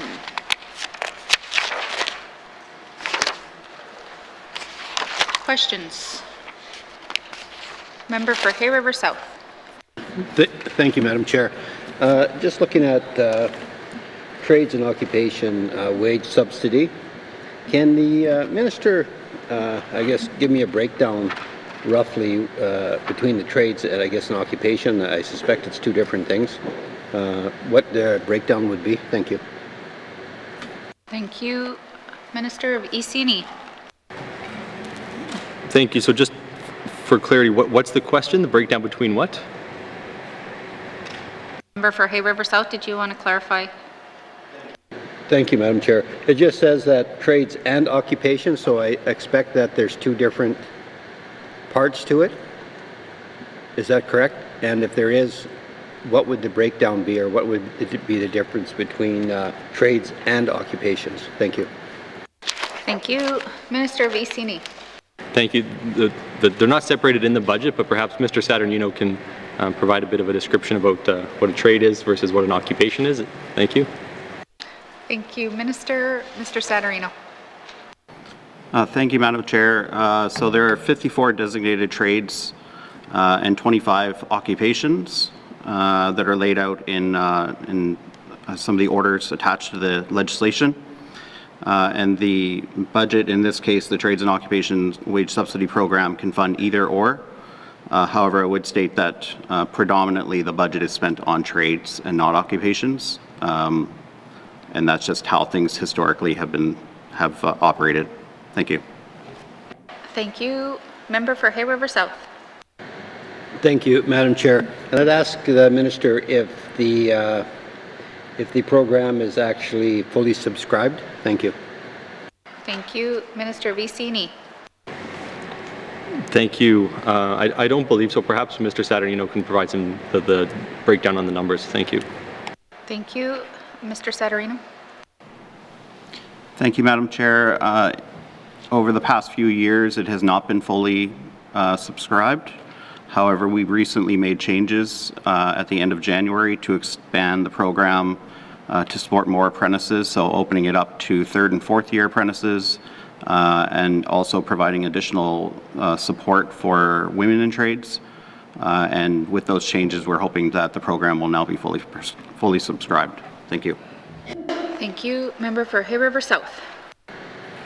Thank you, Madam Chair. So, since you opened it up, what's the uptake been with the 3rd and 4th and women's in trade? Do you have any numbers or anything that you can provide us with? Thank you. Thank you. Minister Vicini. Thank you. I'll ask the Deputy Minister to answer. Thank you. Deputy Minister MacDonald. Thank you, Madam Chair. As of now, that change, that data would be a little bit too new to be able to report. That change was only announced in January. But in terms of the current breakdown, there are 298 registered apprentices in the territory. Of these, 44% are Indigenous and 6% are women. So that 6% is what that change to the program is meant to address, to try to increase that percentage. Thank you, Madam Chair. Thank you. Member for Hay River South. Thank you, Madam Chair. And communicating, I guess, these changes to the, to businesses and people that may be interested in the trades or occupations, how was that achieved? Thank you. Thank you. Minister Vicini. Thank you for some of the details. I'd like to hand it to Mr. Saturnino. Thank you. Mr. Saturnino. Thank you, Madam Chair. We did put out a news release at the end of January. In addition to that, we would use most of the normal communication tactics that the N.W.T uses, which would include advertising, website, social media. We also are communicating that directly to employers and making them aware through that way. And for those employers that currently employ women in trades where the subsidy was increased, we're following up directly with them to make them aware that the subsidy has changed and making the changes and providing them with additional support. Thank you. Thank you. Member for Hay River South. Thank you, Madam Chair. Is any of this communicated to the schools? Because, we are talking about trades, I guess, say specifically, just to give an option to people instead of going post-secondary route. Thank you, Madam Chair. Thank you. Minister Vicini. Thank you. With the career and education advisors that are quite recent positions at ECE, they have been communicating this type of information with schools. We have some people on that team that have trades experience, and they've really been champions of this. We now have, I believe, 9 positions, and the majority have been moved out into the regions. Their work has been hindered by COVID and the inability to really, meet face-to-face with a lot of students, but there is definitely a push to get exactly this type of information and trades-related information out to students so that as they're planning out their careers, starting with their school career, they have some guidance and some direction and they know how to get where they want to go. Thank you. Thank you. Member for Hay River South. Thank you, Madam Chair. And I'm pleased to see that, that this is expanded to 3rd and 4th years and also to women in trades. I think it's, it's so important with the amount of work and the houses that we need in the territories and other things as well. So, what I'm hoping is that, this line item is, if it's fully subscribed now, and I'd look to I'd like to see us throw more money at it at some point and really push it because it's meaningful to people in the Northwest Territories. The next point here is I just want to go to the workforce development agreement, and I just ask the minister maybe give me an idea of what that really is, and it's grants, so subscription to it, how many businesses or individuals or whatever we're looking at it. Thank you. Thank you. Minister Vicini. Thank you, Madam Chair. have a large list of recipients here, so perhaps for a more comprehensible breakdown, I'll ask Mr. Saturnino to speak to it. Thank you. Thank you, Mr. Saturnino. Thank you, Madam Chair. The Workforce Development Agreement provides supports. We have actually a suite of 8 programs that are available, a couple of them for individuals to do skills development and self-employment, a few to employers for wage subsidies and training, and some larger initiatives for community organizations to do larger community training projects. In 2020, 2021, and understanding that we have the Workforce Development Agreement and we also have the Labor Market Development Agreement, which is a separate agreement. Collectively, those programs provided direct support, financial support to 317 individuals and employers, and we also supported 1,300 program interventions for clients through our third-party funding contributions. Thank you. Thank you. Member for Hay River South. Thank you, Madam Chair. Line item literacy funding.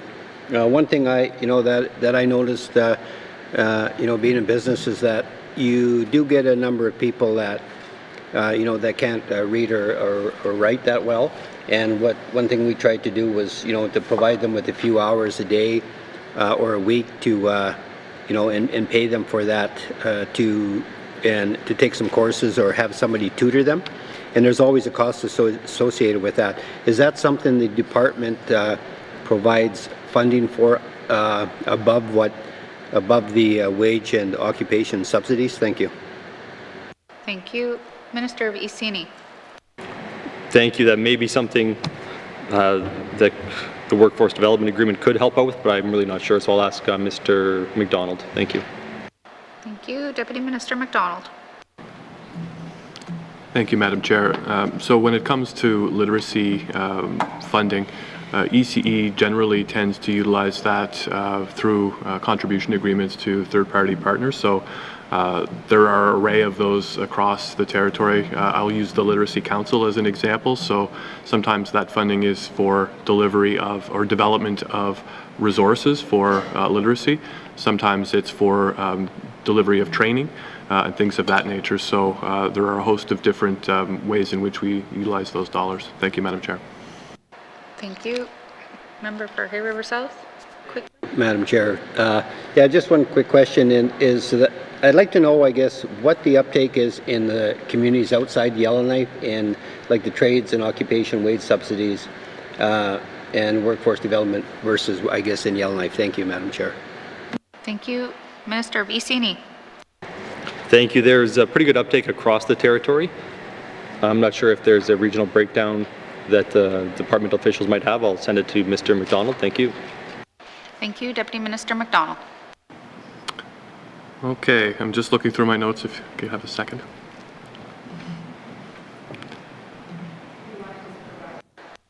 Just provide that to us in writing, if that's fine. Okay. Okay. Thank you. Labor Development and Advanced Education. Member for Tabacha. Thank you, Madam Chair. I just have a couple of questions for the Minister. One of them is about financial assistance to medical students. Is there any financial assistance to medical students after 4 years? Because I had a constituent from Fort Smith who is going to be a surgeon, and she had a lot of problems in the last couple of years getting financial assistance for graduating. She's going to graduate, but she had to get loans. And I just want to make sure that, is there any program for our own students of Indigenous descent that decide to go to medical school and to advance to that level, and this person is going to be trying to or will try to get a job at Stanton. That's her ideal situation. And So I'm just wondering, do you have those, they had those programs years ago, because we used to hear about it, but we don't hear much about that anymore. So I'm just wondering, Madam Chair, if the Minister could answer that. Thank you. Thank you. Minister of Iceni. Thank you. So after the 12 semesters of SFA, we have loans available, and I know that there's also a number of scholarships available, and we compile a list of that. There's a significant amount of third-party funding that people can access, especially once you get into things like medicine. And I know from experience that if you are pursuing a professional degree, the banks will also throw money at you in the form of lines of credit. And so you do have to pay that back, but you know, physicians, I mean, in the territory make hundreds of thousands of dollars a year. And so if you actually complete those studies, I don't think that would be too big of an issue. So we don't have it in our program, but there is a number of other avenues, and some of those avenues you do have to pay back. Thank you. Thank you. Member for Tabacha. Thank you, Madam Chair. Further to that answer, I still feel that, we pay a lot of money to locums that they're not guaranteed residents of the Northwest Territories. Every community does. And when we have someone who is of Indigenous descent and who is a Métis person, and going into I don't know if she is going to graduate and with honors from the University of Saskatchewan, and is going to be a surgeon, and who's willing to come here. You're telling me that she has to go get lines of credits and that are payable back, and yet we're putting all these other students through school, and you're not getting a surgeon or a doctor, and that kind of is we have to start thinking out of the box and look after the people, because we have such a shortage of doctors and nurses and anybody in the medical field. So I just want to see the Minister's opinion, if he would consider it. Thank you, Madam Chair. Thank you. Minister of Iceni. Thank you. So the SFA program is, it provides basic funding for university students. There could be instances where departments want to provide scholarships or bursaries to students, and that's done for different things. I know ECE provides additional bursaries for people going into certain, or studying certain fields, but that's not something that SFA is doing at this point. I mean, we could look into it, but as the member said, we need lots of doctors, we need nurses, we need tradespeople, we need teachers, we need virtually every profession here in the territory. And that's why we have such a large population of people who move up from the south and work for a few years and then head back down, and then someone else cycles up, because we really are lacking a lot of qualifications in the territory. So it's hard to say yes for this and perhaps no for other things. And I don't think that ECE is the department that should be doing that. It should be, if another department feels as though they need to boost a certain, level of professions in the territory, then perhaps they can have some targeted measures to do that. But our program is more general in nature. I'm very sympathetic to what the member's saying. We do need more doctors, but the program at this point is a general studies program. Thank you. Thank you. Member for Tabacha. Thank you, Madam Chair. I'm just going to switch around now to the commitment of Indigenous languages, and I want to ask the Minister if there is going to be an interpreter language translator course in a 2-year diploma or a 4-year program with a degree in the future. Thank you, Madam Chair. Thank you. Minister of Iceni. Thank you. Yes, there is work, and this is under the budget of a previous section, but there is work towards developing a languages program, a 2-year diploma, which could then lead into something like an interpreter translator program or perhaps a Bachelor of Education. So that work is underway. Thank you. Thank you. Member for Tabacha. Could this, Madam Chair, could this also be cross-referenced with the teacher education program? Because it would be nice that the teachers that would graduate from the teacher education program also have access to some of the courses that will be offered in the language translator course. Thank you, Madam Chair. Thank you. Minister Vicini. Thank you. And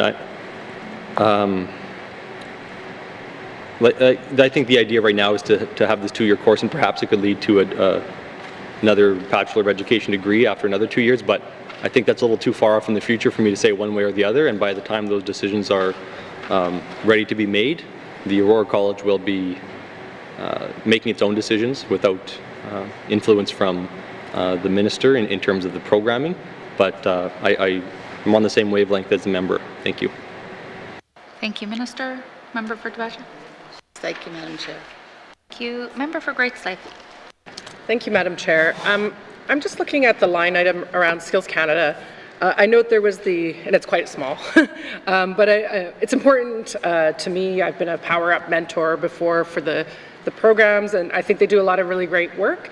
I know it's been a struggle for them during COVID because a lot of their stuff is going into schools and dealing with children and youth, and not being able to do so has been hard. So I guess my first question is, the extra 20,000 or 21,000 that was there in the 2020-21 actuals, was that a COVID bump up?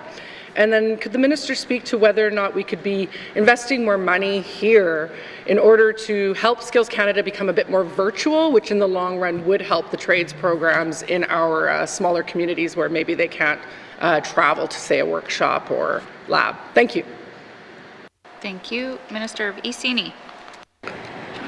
Thank you. So as for that, the $20,000 difference, I will pass that over, but we do fund Skills Canada $70,000 in here, as well as another, I think, $85,000 through the labor market agreement.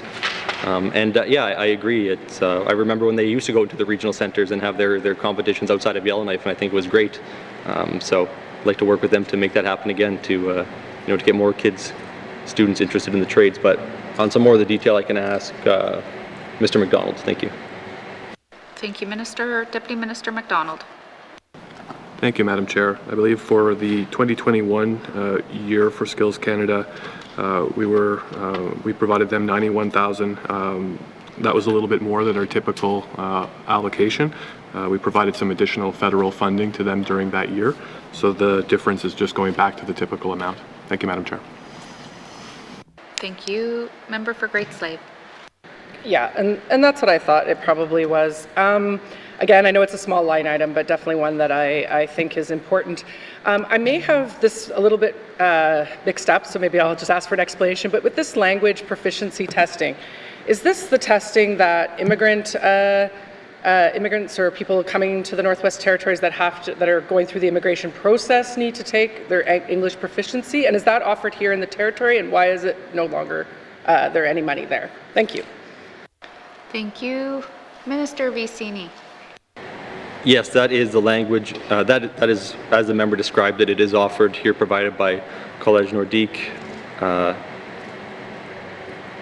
Perhaps on how that is funded, because I know that we did provide a significant amount of funding to ensure that the backlog of applications for this program were dealt with. I can ask Mr. Saturnino for some more information. Thank you. Thank you. Mr. Santorino. Thank you, Madam Chair. We have entered into a 3-year agreement with Collège Nordique Francophone to offer the CELPIP program. The $46,000 you're seeing is showing on its own line. It's the first year funding. The remaining 2 years, it would actually show up under the immigration budget itself, so it's buried within the labor market programs budget line. Thank you. Thank you. Member for Great Slave. Thank you, Madam Chair. And yeah, I'm going to maybe make the advice that any of these campaign schools being run include some accounting training in them, because it is really hard sometimes for us to figure out where the money has gone. So I'm glad to hear that it hasn't disappeared, and I just want to confirm that now means that test can be offered here in the North, and they do not have to travel. And I see the Deputy Minister and Minister nodding their heads yes, so that's great, because I have heard that has been a problem in the past. I guess the next one I just wanted to maybe talk a little bit about, so I'm not duplicating too much, is the Small Community Employment Fund. I do see that we have more money here than we did in the 2020-21 actuals, which is great. Again, I feel that this is a great way to get employment and money into small communities and into the hands of our residents. So can the minister speak to the plans for this work, and do we see ourselves looking to increase that in the coming years? Thank you. Thank you. Minister Vicini. Thank you. So I'm not aware of any plans to increase it at this point, but it is a very, I think it's a successful program. I like programs like this where they're community driven, and local communities or businesses have an idea on how to employ people, and we give them money and they employ people, and then money flows directly into their pockets. Thank you. Thank you. Member for Great Slave. Yeah, I completely agree with the minister. I think that there's an opportunity here for us to mine the data of these programs to see to inform our work around the regional economic development plans. And I see the minister nodding his head, and I'm assuming that is being, or that information from this is being fed into that. But maybe the minister could speak a little bit to how that actually works, and are we really taking full advantage of those resources in order to inform the future plans for us as a territory? Thank you. Thank you. Minister Vicini. Thank you, Ines. And there's a lot of information that's flowing into the different departments around labor markets, around local economies, and departments are working together to amalgamate it all and make sense of it all. For some information on how that works, I can ask the Deputy Minister to explain. Thank you. Thank you. Deputy Minister McDonald. Thank you, Madam Chair. So the small community employment item is a mandate item for this Assembly. So with that in mind, there is an interdepartmental working group that works to pull together information from each of the departments about what they have been doing, what they're doing now, as well as to look at what can be done better going forward. So part of that work is inventorying of programs. There's been the development of a new resource to provide to communities about the various opportunities that exist across government, as well as mapping to look at programs and how they can be improved, combined, things of that nature. It's my understanding, well, I should say that ITI as well as ECE are co-leads on that. So with reference to some of the regional economic development planning, that information is being utilized by ITI in that context. So I think the plan is to provide a bit of an update on that item shortly in the coming days. Thank you, Madam Chair. Thank you. Member for Great Slave. Thank you, Madam Chair, and I appreciate that. And I've heard earlier today already some talk about women in trades, etc. I guess when it comes around to these economic plans, when I was first starting to run for this Assembly, I heard about ridings where, no women had ever put their name forward before, or, being told that there'd never be women elected there. And so I guess, given that it would be community leadership that's sort of running these programs and designating, what's being done to kind of ensure that the gender voice or the gender lens is also being looked at, as we somewhat have a bit of a patriarchal history in the North, and if the leadership, we've lost one of our great female leaders to the Assembly from one of the Indigenous organizations. So I would be concerned that maybe that voice isn't maybe always reaching regional leadership, and how does the department ensure that it is? Thank you. Thank you. Minister Vicini. Thank you. And so these are, the member is correct, these are community-driven decisions, and it's community-driven application process. So she's touching on something that is very difficult for us to get at through a program like this. That's why even with the women in trades subsidy, for the trades and occupational wage subsidy, increasing it for employers who employ women in trades. That was an area where we had money, and we thought we can put it towards this, but even that doesn't get at the root cause. So I don't really have a good answer on this one. This really is a community-driven program, and we are responsive to the communities, and that's where decisions are made. I'm not sure if, I don't think the Deputy Minister has anything to add either, so thank you. Thank you, Minister. Member for Great Slave. Yeah, I don't know that I blame the Deputy Minister, and I am trying to be respectful in how I phrase this, having, obviously, there's no secret to anybody that, you know, where my passion lies for women and representation. So, you know, I think just being live to it is probably a big concern. And then I guess my other suggestion would be that there's some way to engage with small community, with women in small communities, and perhaps that's, you know, something to look at a different minister for, but, you know, having maybe some specific female focus. And again, I guess I shouldn't even say female or women, in that it should also be people that are not gender conforming, or there's the binary and the spectrum. So, you know, more of a comment, but I would like to see some sort of input to the department on these programs from that sector. Thank you. Thank you, member. Member for Montfouille. Thank you. I'll be mindful of the time today. Yeah, trades and occupation wage subsidy. Can you give us a breakdown of the success rates in the regions and what trades? And Cleachville is not part of North Slave. Okay, thank you. Thank you, member. Minister Vicini. Thank you. So we might be able to provide some information on where that money was distributed to. In terms of success, I'm not quite sure what is meant by that. It's a little hard sometimes to measure success, because you might have someone who is stuck at a first-year apprentice because there is no one to, you know, mentor them for their second-year apprentice. So there are some issues there, but noting that Cleachville region is not part of the North Slave, I will see if we have a list of where this money has gone with that breakdown, and if it doesn't, we will do our best to provide that at a later date. Thank you. Thank you. Oh, just wait. Did you want me to pass it? Deputy Minister McDonald? He's going to fill. Thank you, Madam Chair. Really appreciate the opportunity. I do have a list of recipients for that funding. I can read a couple of examples, perhaps for the member's benefit, but it may be best to provide a list in writing.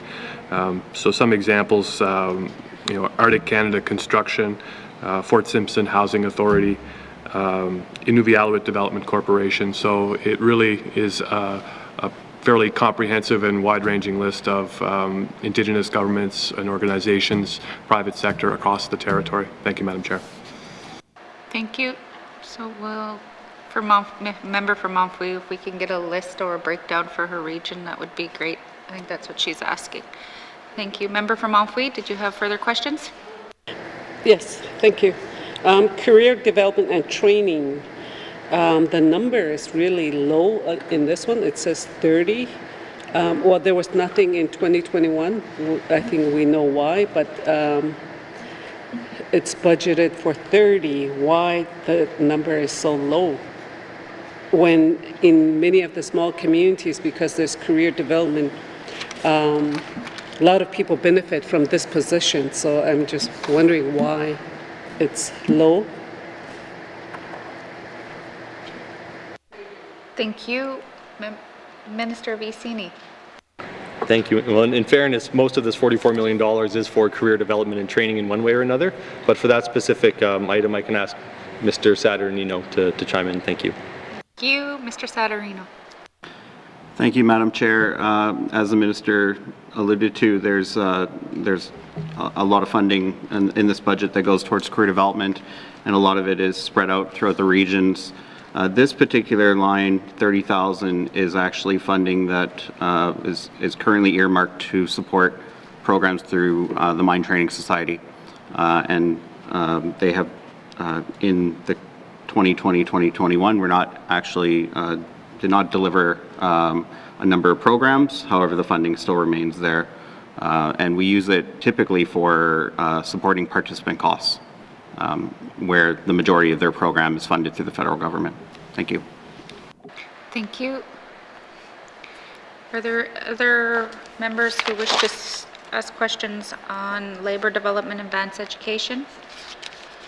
Seeing none, members, please turn to page 54. Education, Culture and Employment, Labor Development and Advanced Education, Operation Expenditure Summary, 2022-2023 main estimates, $54,215,000. Does committee agree? Thank you. There are additional information items on page 58 through 64. Did the minister wish to switch out witnesses? Yeah, thank you, Madam Chair. And for the record, it's been Mr. Michael Saturnino who's been here, and I'd like to switch him out for Mr. Sam Shannon. Thank you. Thank you. Sergeant at Arms, can you please escort the witness out and the new witness in?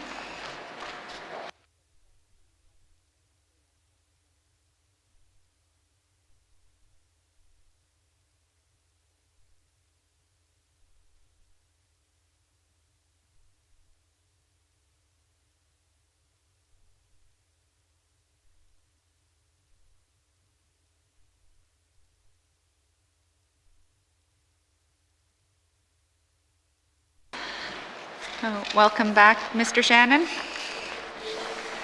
All right, members, we're at the end of the Education, Culture and Employment section, and there are information items, as I mentioned, from page 54 to 64. Does any members have any questions in regards to any of those information items? Member for Frame Lake. Thanks, Madam Chair. On page 58 is the Students' Loan Fund, and you know, I guess I'd like to ask, during the COVID pandemic of the last couple of years, I had heard that some students lost, you know, a year or two of education, or started, you know, maybe classes in person, and then when they switched to virtual, that didn't really meet their learning needs. What, if any, flexibility or extension to, you know, student eligibility periods or anything like that has been, or were loan payments put on pause or whatever? What accommodation was made during the pandemic with regard to student financial assistance through the, thanks, Madam Chair. Thank you, Member. Minister Vicini. Thank you, Madam Chair. So in the early days of the pandemic, yes, student loan payments were put on, repayments were put on pause. Students were continued to be funded even if they had, you know, there was issues with their courses because of school shutting down in early 2020. So there have been steps like that taken. In this last fiscal year, though, I don't believe there have been any additional measures such as that. Thank you. Thank you, Minister. Member for Frame Lake. Thanks, Madam Chair, and thanks to the Minister for that. As I understand it, students have sort of a period of time in which they are eligible once they start a program, and is the Minister willing to look at providing some flexibility in terms of eligibility for students if they lost a year or two during COVID? Thank you, Madam Chair. Thank you, Minister Vicini. Thank you, Madam Chair. And there is some flexibility already built into the program, but I guess there are students every year who start attending post-secondary, and for one reason or another, it doesn't work out. It's not for them. Perhaps it's mental health issues. Perhaps it's, you know, family tragedies. There's a number of reasons why students don't make it through a school year, and we don't have exceptions in, you know, the majority of cases, although there are some exceptions. And this is, you know, we don't want to start making exceptions for students who, I guess, knew that, you know, there was a possibility that things could go online. You know, in a lot of cases, people knew what they were getting in for. I don't want to sound, you know, discompassionate, but we are not looking at making any sort of taking any of the measures the member is speaking of. Thank you. Thank you, Member for Hay River or Frame Lake. Thanks. I love Hay River, but I'm from Yellowknife. But thanks, Madam Chair. Can the Minister tell us whether any other jurisdictions have looked at, in Canada, have looked at providing some flexibility in terms of student eligibility for financial assistance given COVID, post-secondary education students. Thanks, Madam Chair. Thank you, Member. Minister Vicini. Thank you, Madam Chair. We shouldn't have sent Mr. Saturnino away. So I don't have that information. We can provide some information back to the member, though. Thank you. Thank you. Member for Frame Lake. Yeah, okay, thanks, Madam Chair, and thanks to the Minister for that. So can the Minister just, not having been a post-secondary education or a student for many years, what is the process if somebody needs or wants to get some an exception or extra consideration? Do they write to their their SFA officer and get some sort of waiver, or how does that process actually work? And yeah, thanks, Madam Chair. Thank you, Member. Minister Vicini. Thank you. So most exceptions are really tied to medical issues. So a student has a medical issue, and they would call their SFA, the SFA officer, their SFA contact person. That would be the first point of contact. And if the member would like, we can provide information on what that process might look like. Thank you. Thank you. Member for Frame Lake. Yeah, thanks, Madam Chair. Yeah, I'd like to get that information from the Minister, and I think some other MLAs would be interested in getting that as well. And while the Minister's putting that together, could he also put together statistics in terms of how many were granted or how many were rejected for the last couple of years? I just would like to get a sense of that, because if there are a number of students that have, and if that, we have an increasing number over the last couple of years and more of them are getting rejected, that's grounds for changing the eligibility requirements or providing for some better way of recognizing the stress that COVID has put on our post-secondary education students. So can you compile those statistics pre-COVID, maybe a year or two, and then during the pandemic, and provide those as well? Thanks, Madam Chair. Thank you. Minister Vicini. Thank you. So there's a lot of work going on right now with the SFA program review. I think ideally it would be great if we could compile that as part of the program review. And we could put our efforts towards that if that's the information that's being requested, so we can redirect staff efforts towards that and see what we can put together. But I'm not sure that the member is going to get an accurate a view perhaps of what he's looking for. If someone calls their SFA officer and has a conversation about wanting to not have to pay back their SFA because of some issues, and it's clearly not something that is within the regulations or within the ability of the officer, I'm not sure if there's a process to log that and track that. So we can see what we can do, but I'm not sure it's going to be everything the member hopes it will be. Thank you. Thank you, Minister. Member for Frame Lake. Thanks, Madam Chair. And not knowing enough about the system and how it works and whether statistics are tracked or not, I'm happy to get whatever the Minister can provide, and then we'll go from there. Thanks. Thank you. Any further questions? No? Okay. Are there any further questions on the information items? Member for Tabacha. Just have a couple of short questions, Madam Chair. On page 58, what is the Northern bonus? I'd like the Minister to answer that. Thank you, Madam Chair. Thank you. Minister Vicini. Thank you. The Northern bonus is funds that are provided to students who return back to the Northwest Territories who have repayable loans, and I believe it depends on where you live. You are eligible for different amounts each year. I believe that comes into effect. I know that if you live in Hay River, you can get $2,000 a year, up to a maximum of $10,000. Thank you. And that goes towards repayment of your loan. Thank you. Thank you. Member for Tabacha. My second question is on page 59. The South Slave Divisional Education Council, I see that there's a decrease of $143,000.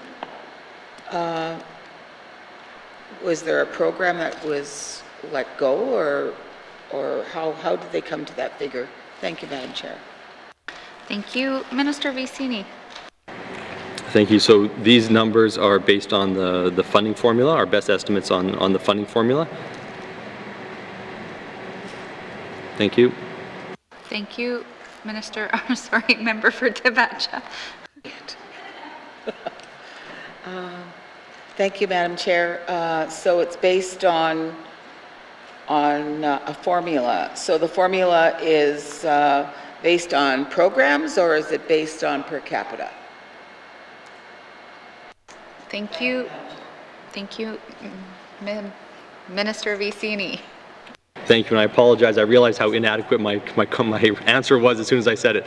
So the funding formula takes into account many things, but the biggest driver is enrollment. And so generally, the more students you have, the more money you get, and the less students you have, the less money you get. Thank you. Thank you, Minister. Member for Tibacha. That is a bit concerning because the statistics that came out, we had about 11%, 294 people that decrease in our population count in the community of Fort Smith. And you know, I'm always much about education, and I want to ensure that that the level of funds and education is, and the programs for the students are there. You know, there's lots of things happened during this pandemic, and this just happened in the last couple of years.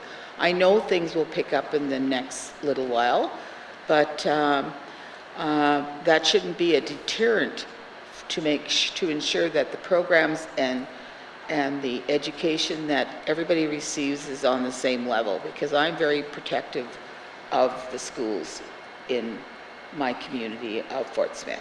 Thank you, Madam Chair. Thank you, Member. And if there's no further questions,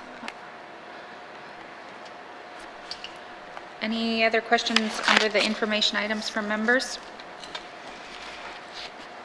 Oh, Member for Toonaday-Wolladay. Thank you, Madam Chair.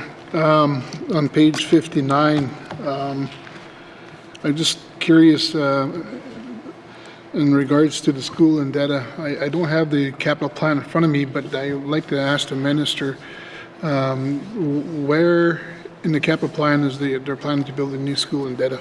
Thank you, Madam Chair. This action item is just for the O&M of the school boards. So capital is usually discussed in, I think we went through capital in the fall, yeah. But if I mean, if you want to give a response, if you know any information on anything that's going on, I'll give the Minister of EC&E. Thank you. So I can speak briefly to this. There isn't a plan. There's no plan for a new school in Detta.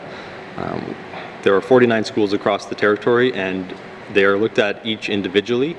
And the factors that they're taking into consideration are, the safety of the school, the structural safety, the mechanical safety. Is it nearing its end of life in enough ways that it's cheaper to build a new school than to continue to maintain a new school? And in Detta, I know there is a desire for a new school. I think that, talking to leaders from that community, it sounds like there were commitments they were aware of from years ago about a new school, but the fact is the school is still in good enough shape that it's not slated to be replaced at this point. Thank you. Thank you, Minister. Member for Toonaday-Wolladay. Thank you, Madam Chair. I had other questions on the capital plan, but I'll do it another time, I guess. I'm going to go to page 60. In the authority allocation, it talks about full-time positions. Here we got 1,047 positions. I'd like to ask a question in regards to the Minister in terms of what percentage is Northerners, Southerners, and Indigenous. Thank you, Madam Speaker. Thank you. Minister Vicini. Thank you. I will say that these numbers here don't actually reflect the actual numbers of people employed. These numbers reflect the positions that are funded by ECE. But that being said, we can fund a school board for a number of positions and they can do whatever they want with that money. Generally, if we fund them for a principal position, they have a principal. But there is a lot of flexibility. I can get that information in terms of the number of Northern, or at least Indigenous teachers for the member. We did provide that to the House not long ago in the form of a written question. But as I've stated before, the vast majority are not Northerners. They're from Southern Canada. Thank you. I will also say that Yellowknife Catholic School Board and YK1 do not keep affirmative action stats, and so the largest number of our teachers, we don't know whether or not they're Indigenous or non-Indigenous. Thank you. Thank you. Member for Trinidad-Willowday? Well, no, I thank you, Madam Chair. I'll just wait for his reply on this that statement that was made in the House here. I have other questions, but I can wait another day on that. Thank you. Thank you. All right, so with the information item pages, does anybody else have any questions? Seeing no further questions, we'll now return to the departmental summary found on page 29.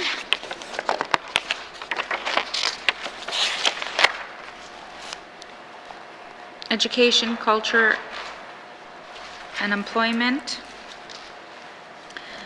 Operations expenditures, total department, 2022-2023 main estimates, $358,318. Member for Frame Lake. Thanks, Madam Chair. I move that this committee defer further consideration of the estimates for the Department of Education, Culture and Employment at this time. Thank you, Madam Chair. Thank you. There's a motion on the floor. The motion is in order. Question. Question has been called. All those in favor? All those opposed? Abstentions? Motion is carried. Thank you. So thank you, Minister, and thank you to the witnesses.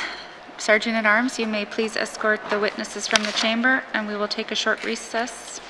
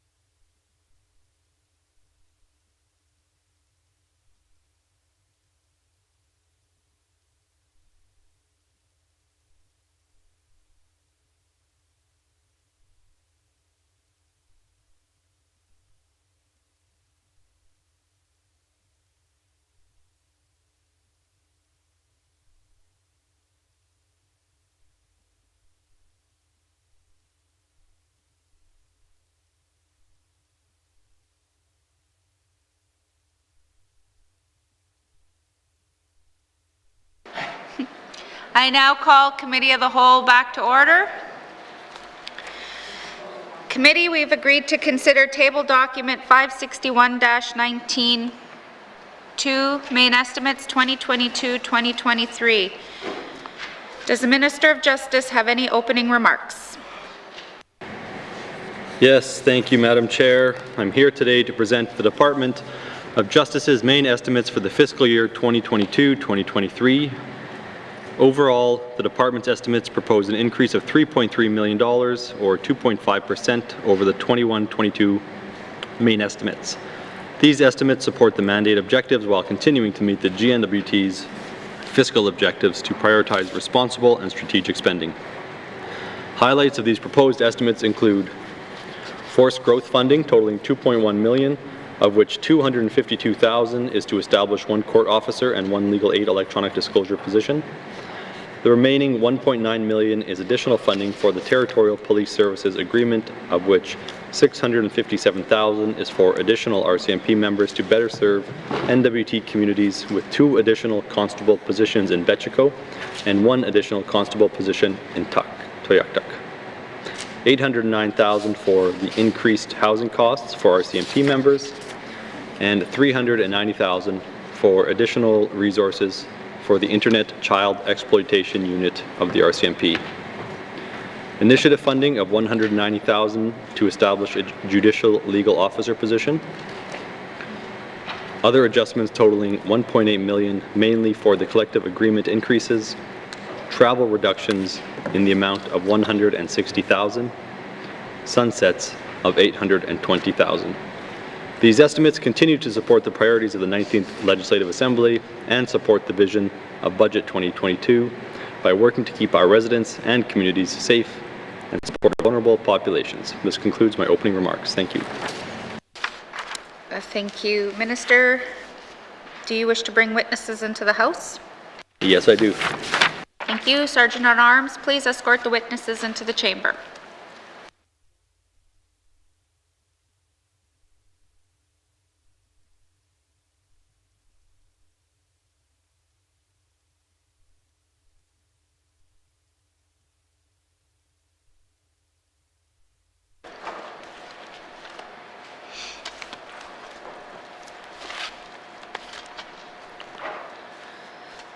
Minister, please introduce your witnesses. Thank you. We have Ms. Charlene Doolittle, Deputy Minister, and James Bancroft, Director, Corporate Services. Thank you. Welcome.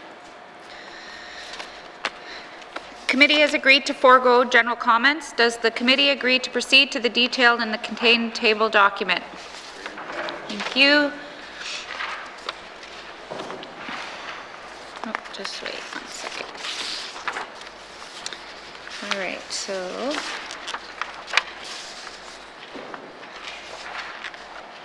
committee, we will defer the departmental summary and review the estimates by activity, beginning with, community justice on page 279, with information items on page 280 and 281. Questions?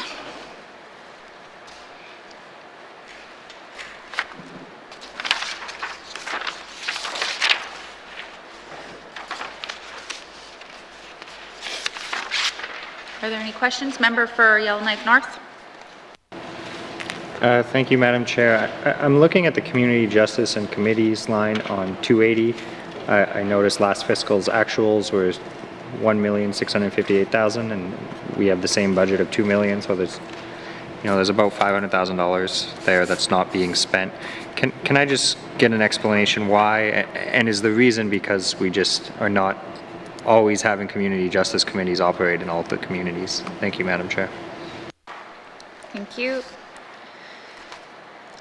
Minister of EC&E. Thank you. I'd like to ask Mr. Bancroft to answer. Thank you. Thank you. Mr. Bancroft. Thank you, Madam Chair.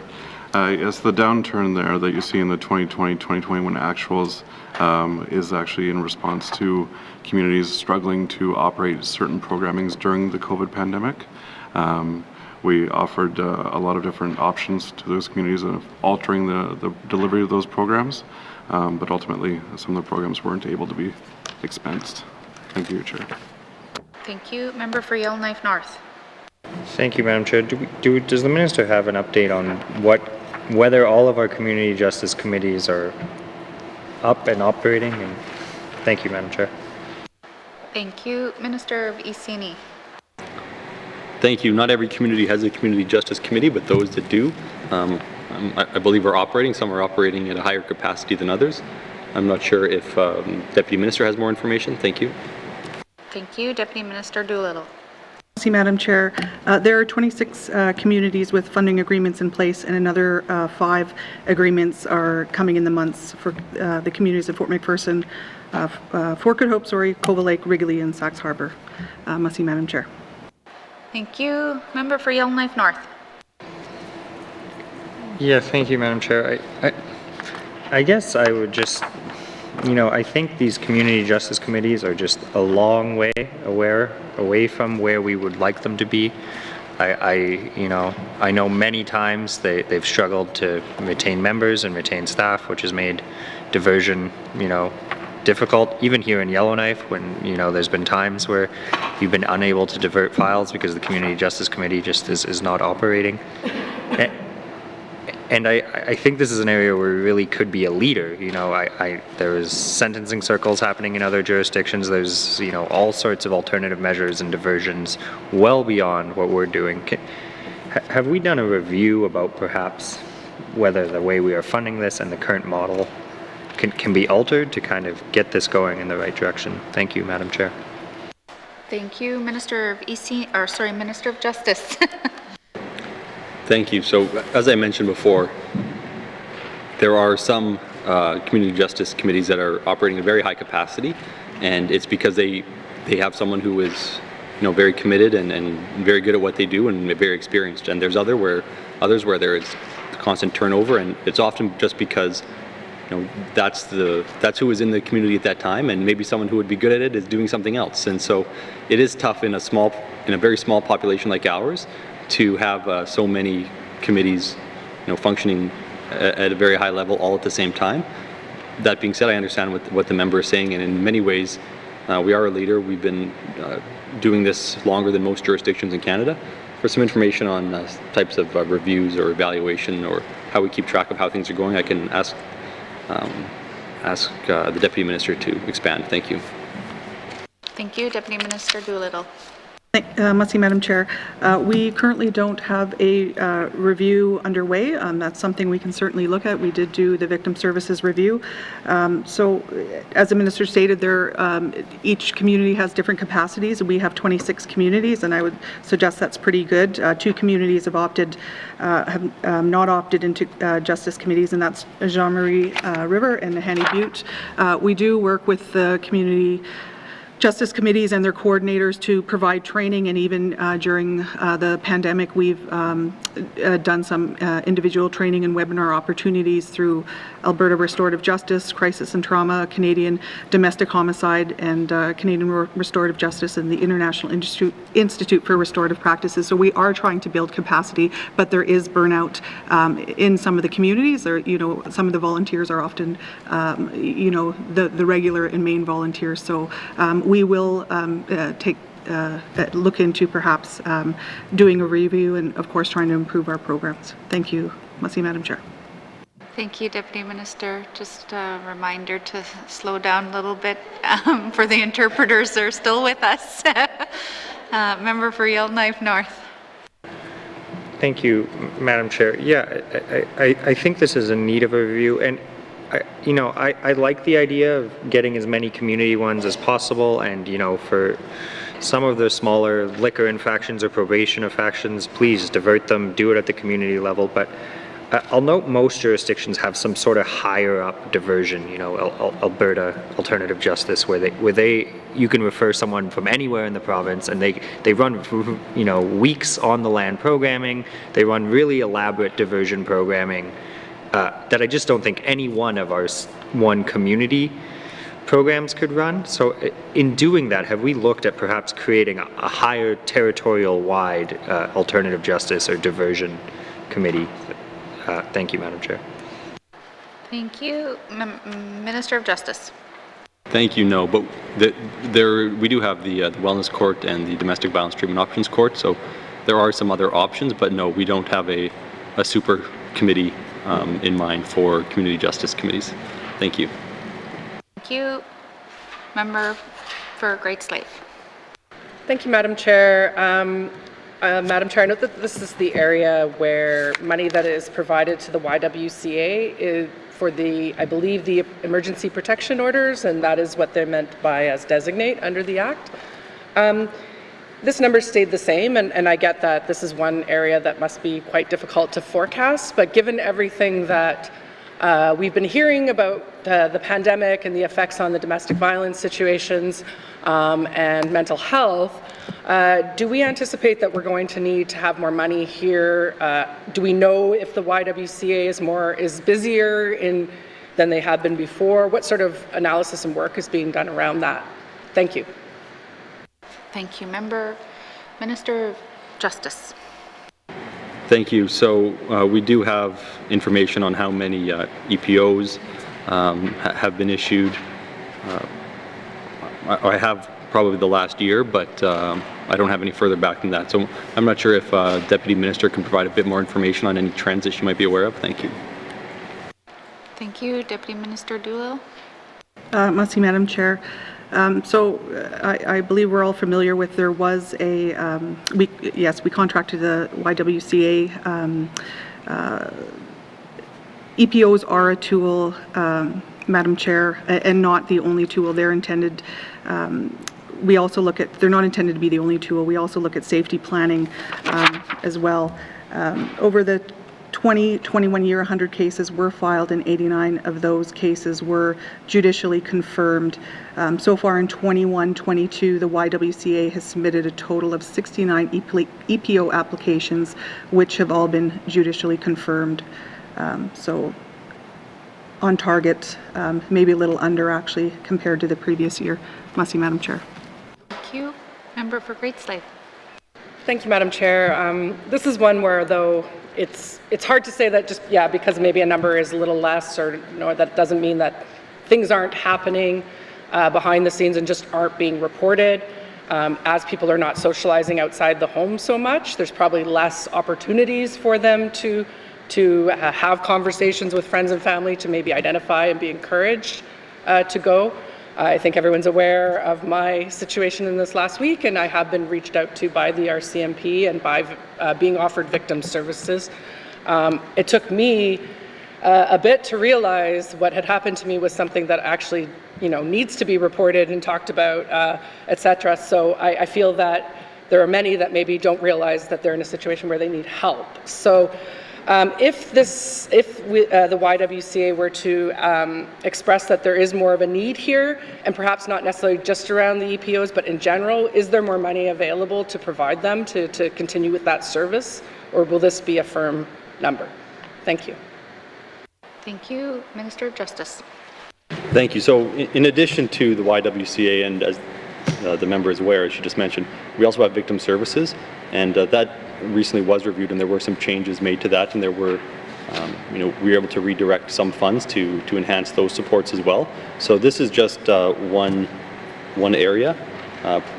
In terms of this, the funding, there isn't a plan in this fiscal year to increase it. I'm not sure if the Deputy Minister has anything to add on that one. I don't think she does, but there's no doubt that this is a serious issue, and as we develop and implement the Missing and Murdered Indigenous Women and Girls Action Plan, we are going to make determinations about how we can better utilize the resources we have, and perhaps make decisions about additional resources. Thank you. Thank you. Member for Great Slave. Thank you, Madam Chair. And I should probably know this, but if we don't have some of that work that the department has been doing around the victim services and the action plans coming out of that, I would really like to see that information. I'm a big firm believer in collecting of statistics, so Again, I just want to really stress that I think your partners there with the YWCA and Victim Services could be, obviously providing a lot of feedback to the department. I guess my next question or my next category I just wanted to talk about was the guns and gang strategy. I'm really happy to see an increase in funding here, but one thing I do hear is that it perhaps is not enough. We have a crack epidemic in our territory, and that has been largely due to the infiltration of gangs. It is my understanding that the jail itself has now, or the corrections program itself, has become somewhat of a way for infiltration as gang members from the south are incarcerated with northerners. They are able to then influence and permeate into our communities. I guess maybe I can ask, do we expect that in the next several years that this funding will increase? Is this federal money that we can get? Is there another program we can look for that money from instead of our own? Thank you. Thank you. Minister of Justice. Thank you, and to the member's earlier comment, there is a victims services review, and that has been provided, but we can package that up, provide it again, as well as our response to that, because it did make a number of recommendations, and we have followed through on a number of those. This guns and gang strategy funding is federal, and there's interest not just from us, but from all the jurisdictions, from what I can tell, based on my recent meetings, in not just maintaining but enhancing this funding. So there is all of the provinces and territories that are putting pressure on the federal government because they do see the need to enhance this. Thank you. Thank you. Member for Great Slave. No, I'm good. Thank you, Madam Chair. Thank you. Are there any further questions under Community Justice? Member for Frame Lake. Thanks, Madam Chair. I think this is where the integrated case management program is found, but there's no line item, there's nothing. It's hard to know what expenditures there are on the program. Can I get some detail about that and whether the budget is increasing, decreasing? Thanks, Madam Chair. Thank you, Member, Minister of Justice. Thank you. So we have one associated position, and that position helps coordinate with other departments, but the ISD program, or ISD, Integrated Service Delivery, is more than just a position or a program. It's an approach that not just Justice is implementing, but we are trying to implement across the N.W.T. For more information, I can hand it over to the Deputy Minister. Thank you. Thank you. Deputy Minister Doolittle. Thank you, Madam Chair. The Integrated Case Management Program has a 22-23 annual operating budget of $830,000, the majority of which is dedicated to salaries, including 4 Pathfinder positions and 1 intern Pathfinder position. Thank you. Member for Frame Lake. Thanks. And any changes then from last year? Thanks, Madam Chair. Thank you. Minister of Justice. Thank you. Changes from last year? I'll hand it to the Deputy Minister. Thanks. Thank you. Deputy Minister Doolittle. See, Madam Chair, there were collective agreement increases. That's it. Thank you. Thank you. Member for Frame Lake. Thanks for that, Madam Chair, and thanks to the Minister and his staff. Can we get that split out somehow in next year's main estimates? Like, we're spending $6 million on community justice, and it's like 2 lines in the program detail. Community justice is a big lump sum of $5.6 million. Protection against family violence is $500. Come on, can't we get some more program detail, better breakdown next year? Thanks, Madam Chair. Thank you. Minister of Justice.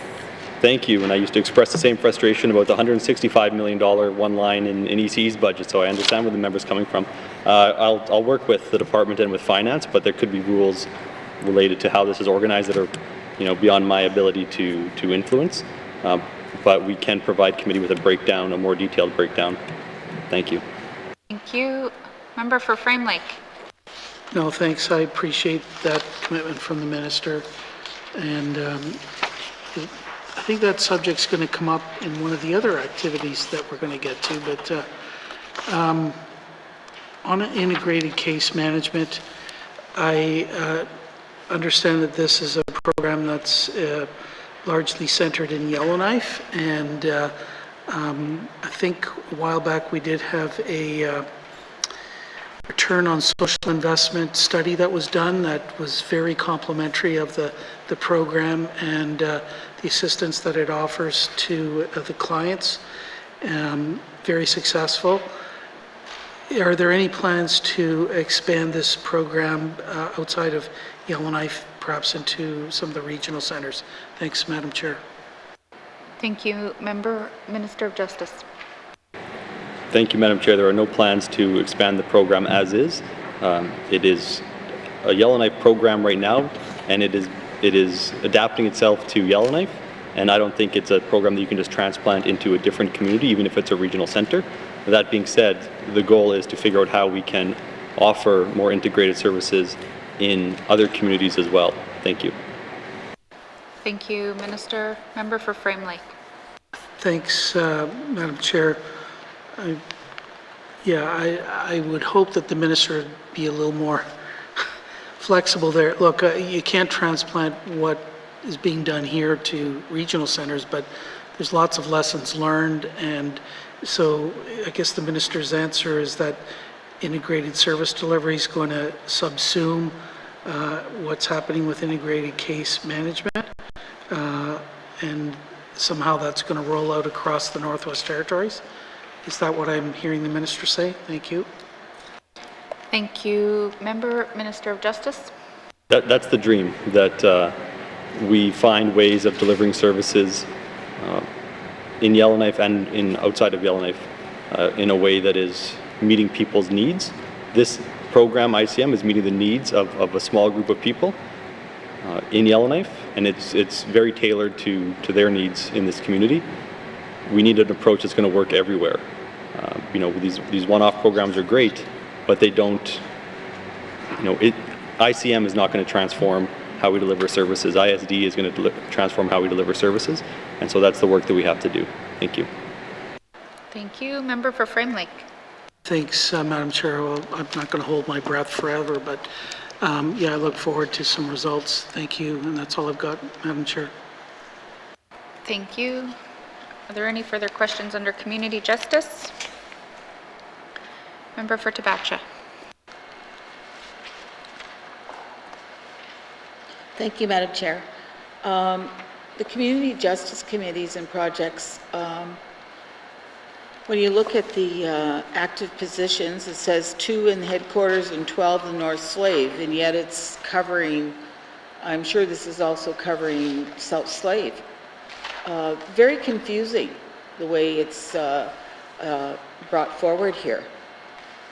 I think there are a Community Justice Committee in Fort Smith, and I want to say that the people that run the Community Justice Committee in Fort Smith is very productive, and I think that the way things are put forward by Justice is not very clear. Clarity must be when we're going to vote on this budget. I think clarity is very important, and I want to see if the minister agrees with that. Thank you, Madam Chair. Thank you. Minister of EC&E. Thank you. Similar to comments I made earlier, yes, I've been saying that for years. Unfortunately, this is an accounting document for the most part, and that's why we're here, just to parse out this information and provide additional information to committee as requested. I wish this document was 10 times its size so we could have information about all of the programs, but the fact is that I have 2 binders here that together are probably 2 feet high, and that's only my 2 departments. So I'm happy to provide information as I can, but what is in the main estimates is what's there. Thank you. Thank you, Minister. Member for Tabacha. The minister also says integrated services cannot be put into regional centers or communities, and that is very disturbing, because if that's the case and everything is just for one place, I'm considering voting against this budget, because I think it's high time and that that the members, the ordinary members from small communities and regional centres have got to take a stand. I think very clearly that we're always doing this and it's always for the same place, and I don't take anything from the people of the capital. But I think that small communities and regional centres have got to be looked after also, and I wonder if the minister agrees with that. Thank you, Madam Chair. Thank you. Minister of Justice. Thank you, and just to correct the record, I never said integrated services cannot be put into communities outside of Yellowknife. I said integrated services can be put into communities outside of the Yellowknife, and that's exactly what we're working on. The integrated case management program is a Yellowknife-based program designed for Yellowknife. And the idea of case management is you have a clientele, or integrated service delivery is you have a clientele and you cater to them. What are their needs? And so I can't put a program to cater to the needs of the people in Yellowknife into Hay River. That wouldn't work. We would need something to cater to the people in Hay River. So how do we do that? We don't take a Yellowknife program and transplant it. We figure out, first of all, we make sure that the program we have now is working in Yellowknife, and we learn from it, and we are learning from it, but there's still a ways to go. We're trying to integrate the entire N.W.T system of social services that are provided. And it's difficult, and there's a long way still to go. This program is great. There's still a lot of work to be done, and so we need to figure that out. At the same time, how do we roll this out elsewhere? So, yes, we need to have integrated service delivery in all communities. This ICM program, as it is, I don't see it rolling out outside of Yellowknife. That doesn't mean something else doesn't happen, though. Thank you. Thank you. Member for Tabacha. Thank you, Madam Chair. So the community justice committees and projects, could you give us the allocation by community, please? Thank you, Madam Chair. Thank you. Minister of Justice. Thank you. So the community justice committees, Hamlet of Aklavik receives $53,000. Anuva Community Justice Committee receives $129,500. Fort McPherson receives $82,000. Paulituck receives $45,000. Sigachik $41,500. Tuck $56,000. Ulahuktuk $56,000. Colville Lake $41,500. Delaney $75,000. Norman Wells $56,000. Toledo $49,000. Fort Smith $71,000. Fort Providence $53,000. Fort Resolution $49,000. Hay River $78,500. Cutler-Dichi First Nation $45,000. Kakiza $41,500. Enterprise $20,000. Fort Simpson $63,000. Wrigley $41,000. Fort Liard $49,000. Sambake $41,000. Betchico $78,000. Gamity $40,000. Wekwati $40,000. Wati $45,000. Little K $45,000. Yellowknife $129,000. Deda Dilo $45,000. Thank you. Thank you. Member for Tabacha. Madam Chair, this is a really important line for our Indigenous people of the North. It keeps them from getting, it's alternative justice, and it keeps them out of getting a criminal record. This is a really important line in the overall file on justice. And with those numbers, it's very little. So the alternative to that for Indigenous people is that they plead guilty and they have to be incarcerated. To me, that is the wrong approach, that we should be making sure that our communities are funded properly so that our Indigenous people and people who get into problems for the first time there's a different alternative. And I look forward to change in the future on that, and I hope that the minister thinks thinks of change, of thinking out of the box and keeping so that our Indigenous and others don't get a criminal record, and don't use the other alternative of having to be incarcerated by the RCMP and the justice system. Do you agree with that, Minister? Thank you, Madam Chair. Thank you, Minister of Justice. Thank you. Yes, that's my goal. Thank you. Thank you. All right. Any further questions under community justice? All right, so please turn to page 279. Justice, Community Justice Operation Expenditure Summary, 2022-2023 main estimates, $6,168,000. Does committee agree? Thank you, committee. We will now move on to corrections, beginning on page 283 with information items on 284 and 285. Questions from members on corrections? Member for Yellowknife North. Thank you, Madam Chair. We're spending about $40 million on corrections here under. Can I just get an explanation of what the difference between community corrections is and corrections administration and facilities? Thank you, Madam Chair. Thank you. Minister of Justice. Thank you.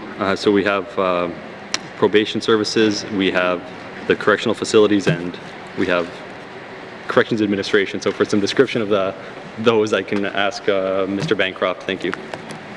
Thank you. Mr. Bancroft. Thank you, Madam Chair. Yes, the breakdown for corrections administration is the headquarters of corrections service, as well as the training fund for corrections, which runs the CNRTP correctional training program. Thank you, Madam Chair. Thank you. Member for Yellowknife North. Thank you, Madam Chair. During, I believe it was the capital budget, we were talking, and our corrections are at an all-time low.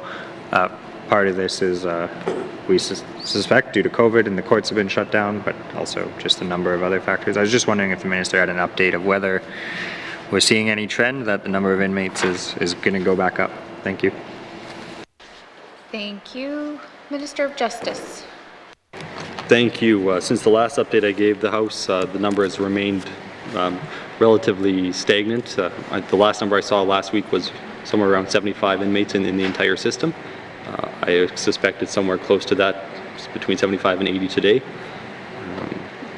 We did, the idea of the discussion around, is this a trend? Is this something that we can expect to see for years to come, or will we see numbers go back up? Is something that we are looking into. It wasn't that long ago when all of the correctional facilities were full, bursting at the seams. And now we have the exact opposite issue. So no one wants to make rash decisions about what we're doing, how we're moving forward, because this is a relatively short time period that we're looking at where we've seen these low numbers. But the department has put together a working group to examine the numbers and try and determine why is this happening. There's assumptions about why it's happening, but we need to know why it's happening and go from there. So I'm not sure if the Deputy Minister has anything to add. Yeah, you can hand it over to her. Thank you. Thank you. Deputy Minister Doolittle. Merci, Madam Chair.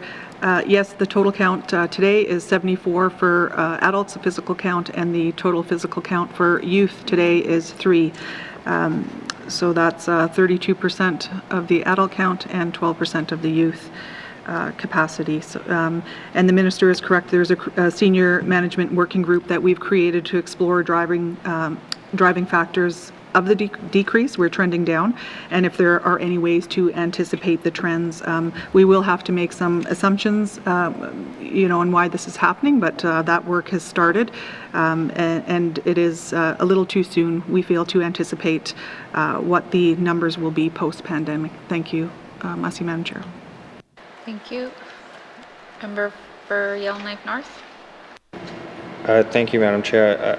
I was wondering if we could get a breakdown of how many would be in the Hay River Men's Facility, Fort Smith Men's Facility, and North Slave Men's Facility. Thank you. Thank you. Minister of Justice. Thank you. Yes, I can get that for the member momentarily here.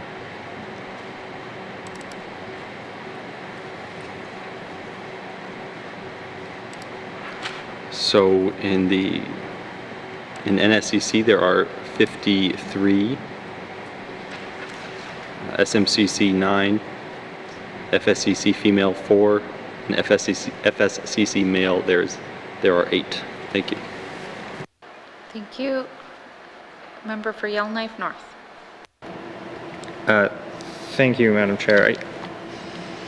I guess I'll just make some comments here. Scotland, going to go step out a little. Scotland passed a presumption against short sentences of 3 months. They just said it didn't make sense to jail people for that long. They lose employment, they lose housing. And that was so successful, they actually made it for a sentence of less than a year.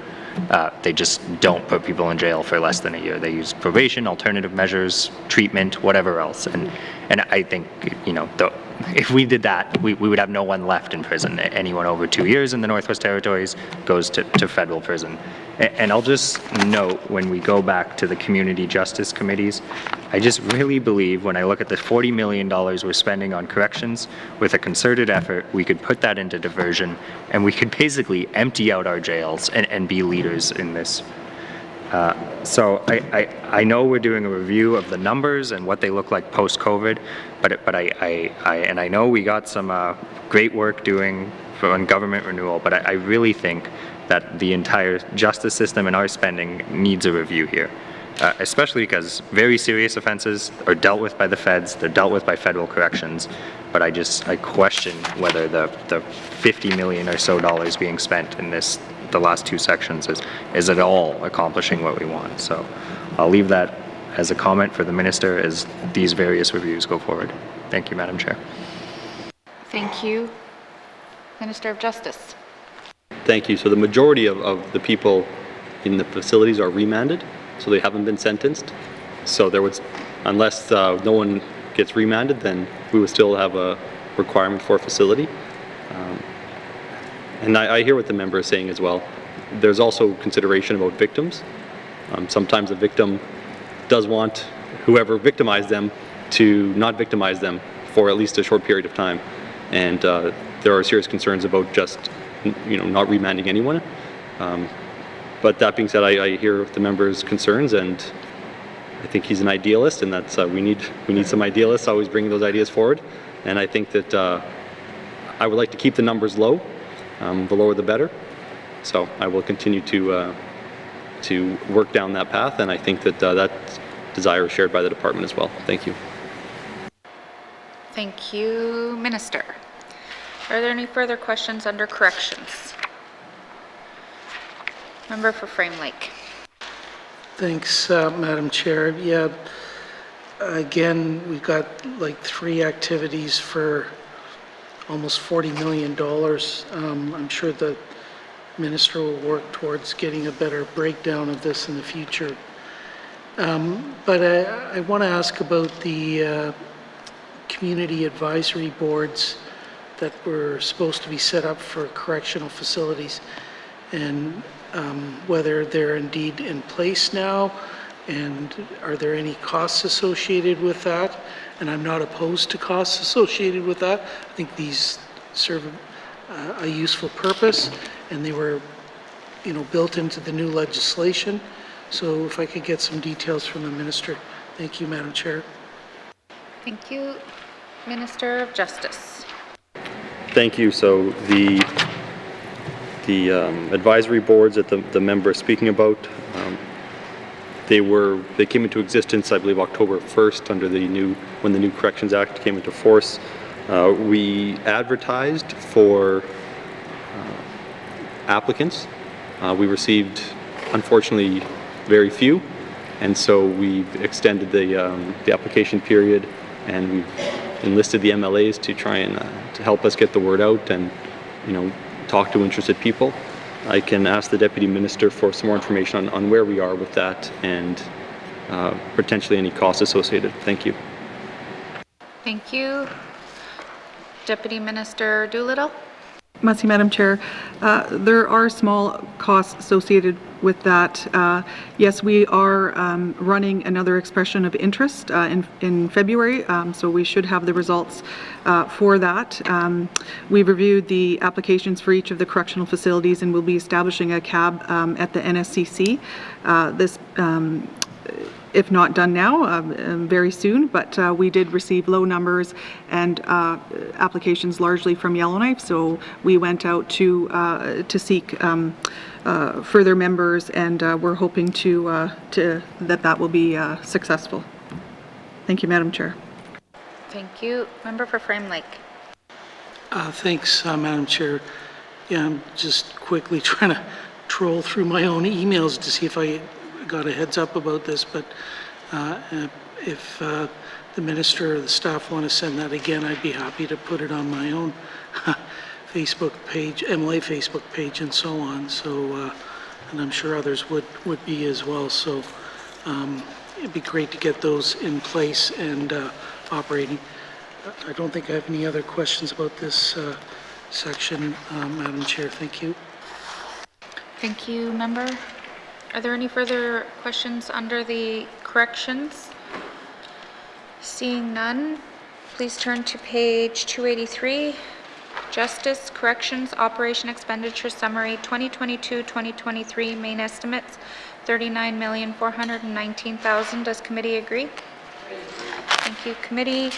Please move to page 287. We're on court services with information items on page 288. Questions for court services?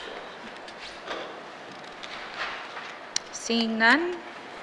Justice Court Services Operation Expenditure Summary 2022-2023 Main Estimates $15,123,000. Does committee agree? Thank you, committee. We'll now move to page 289, Justice Legal Aid Services, with information item on 290, 291. Are there any questions to Legal Aid Services? Member for Great Slave. Thank you, Madam Chair. I'm looking at the line item for the Office of the Children's Lawyer. I note that it is more than the 2020-21 actuals, which is great. I can't say enough for the good work that this area is doing, and have had friends who have utilized the services of the children's lawyer for the benefit of their children. I think this is an area where we would want to see more money being put into, and perhaps a lot of people don't even realize, or I'm not sure how it's communicated to them, that there is this option for them. And given perhaps what I said earlier about the stresses that COVID has put on people and their relationships, we may see more of a need, unfortunately, for the children to have legal services. So could the minister speak to whether or not we will be looking for more money down the line for this, and would he be coming back for a supplement if it was oversubscribed? Thank you. Thank you. Minister of Justice. Thank you. For some detail on this item, I can ask the Deputy Minister to answer. Thanks. Thank you. Deputy Minister Doolittle. Merci, Madam Chair. There is nothing in this budget, but last year in 21-22, there was, the office did receive an increase in $99,000 in force growth funding. So we are watching this office and paying attention to the needs if there are any increased needs. We are looking at an evaluation for 25-26, and that should help inform us going forward. I know it's not immediate, but we are paying attention to that, and they did receive an increase last year. Merci, Madam Chair. Thank you. Member for Great Slave. Thank you, Madam Speaker. This is probably an area I don't know a lot about. Sorry, Madam Chair. That an area that I don't know a lot about, but we have talked a lot on the Social Development Committee about perhaps a child advocate. If we were to have a child advocate, does the minister or the department think that this would then maybe take some of the strain off, or relieve the need for the child's lawyer, or am I sort of just, they're completely separate and not related? Thank you. Thank you. Minister of Justice. Yes, they serve different purposes. I believe the child lawyer is when the courts require a child to have a lawyer, and then the lawyer is appointed to the child through that process, or the child advocate serves a different role altogether. Thank you. Thank you, Minister. Member for Great Slave. Thank you, Madam Chair. Yeah, I appreciate that. I guess then again, I feel that that is a silo. Again, you know, we have children that have a need, and it would be nice if we could figure out some way to provide them with the services sort of all around them. But that's more of a comment than anything. Thank you, Madam Chair. Thank you, Member. Are there any further questions from members under Legal Aid Services? Member for Frame Lake. Thanks, Madam Chair. There's 3 positions that are being lost in legal aid services, and I would just like to know more about why that's happening, especially if we're interested in increasing access to justice. Thanks, Madam Chair. Thank you, Minister.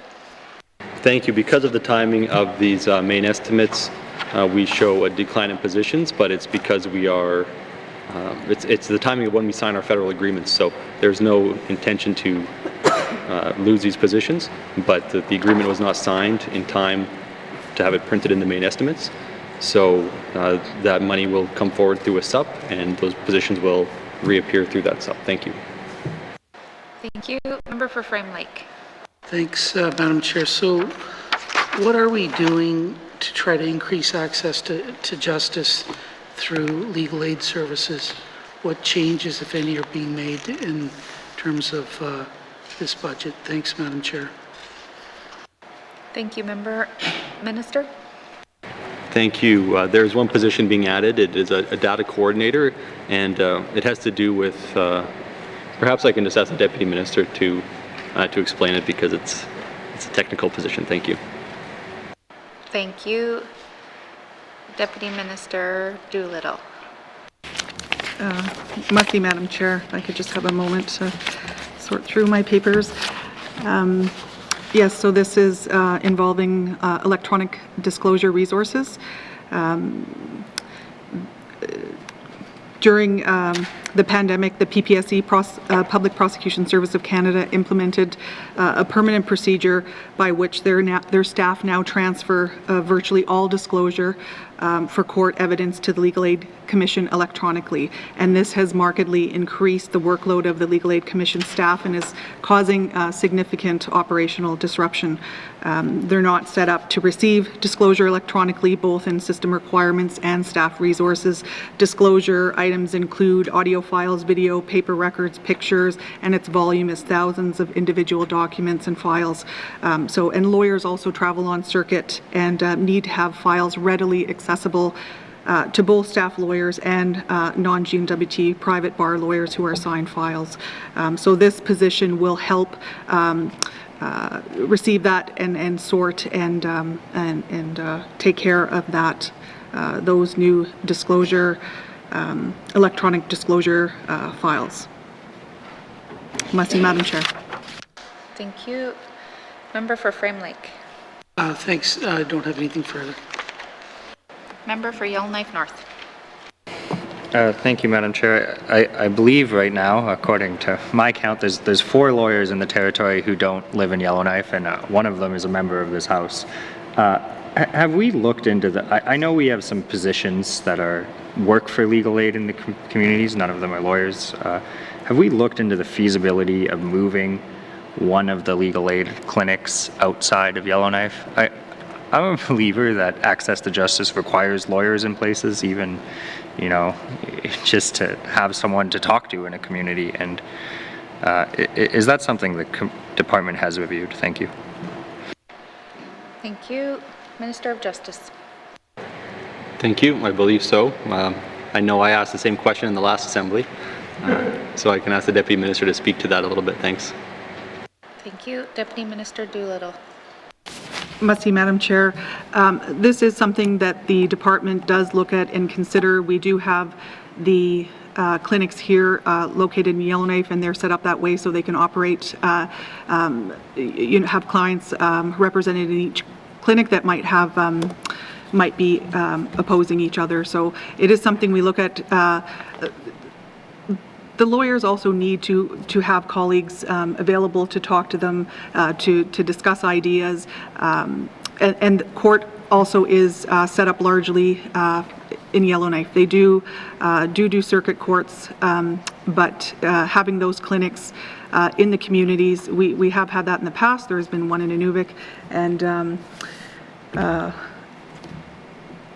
the legal aid was moved out of the community, the PPSC, Prosecution Canada, was moved out of the community, so it was very difficult to have lawyers, legal aid lawyers, remain in those communities. The private bar is very small in these communities as well, so it is difficult for lawyers to remain there and not have the colleagues to bounce ideas off or talk to, but with a move towards virtual technology, this is something that perhaps can be considered in the future, but we are having a very tough time recruiting and retaining lawyers in our department, not just legal aid, but our drafters, our legal division, counsel, and recruiting them into smaller communities is difficult, to be honest. So we are struggling even just to get these folks to move to Yellowknife or to stay in Yellowknife, let alone the smaller communities. So, but it is on our radar, and we are looking at ways to be creative and innovative and trying to attract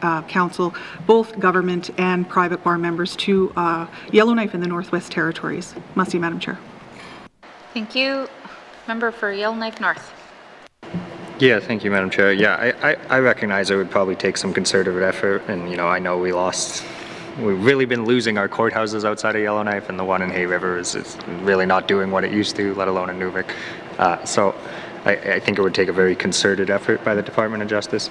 I'm just curious, we have a remote work policy now, and there's a possibility for people in Yellowknife to work outside, and I suspect there's actually probably a few lawyers in the territory who would be willing to relocate to a community for a period of time, and maybe even on the side do some other practice, that is much needed in those communities. Does the remote work policy apply to government lawyers? Would they be able to leave Yellowknife? Thank you. Thank you. Minister of Justice. Thank you. I don't have the expertise with the remote work policy to answer that. I can see if the Deputy Minister knows, understanding that policy might not be fully fleshed out yet. Thank you. Thank you. Member for Yellowknife North. No further questions. I'll bring it up another time. Thank you.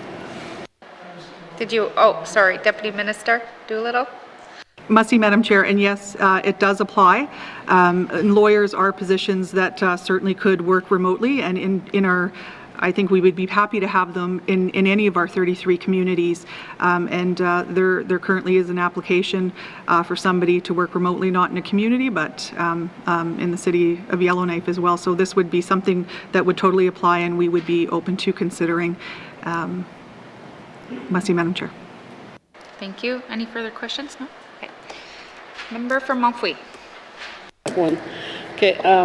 According to according to the N.W.T health status report, it says in there that my region has the highest crime rate, and we only have one active positions. Why is that? When your own report, N.W.T report, says we have the highest crime rate for Cleacher region. Thank you. Thank you. Minister of Justice.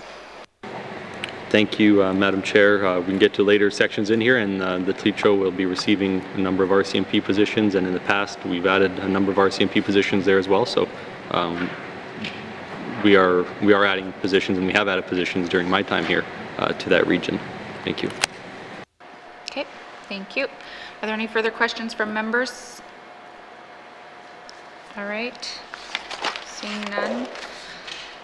Justice Legal Aid Services Operation Expenditure Summary 2022-2023 main estimate $7,145,000. Does committee agree? Thank you. We will now move on to Justice Office of the Regulator of Oil and Gas Operations, beginning on page 293 with information page on 294. Questions? Member for Frame Lake. Thanks, Madam Chair. So there's a $700,000 decrease in the budget here for Rogo, and 2 staff are being cut, I guess, if I look at page 294. Can I get an explanation as to what's happened here? Thank you. Thank you. Minister of Justice. Thank you, Madam Chair. So I have very little to do with the ROGO, as it is a regulator and it's parked in justice.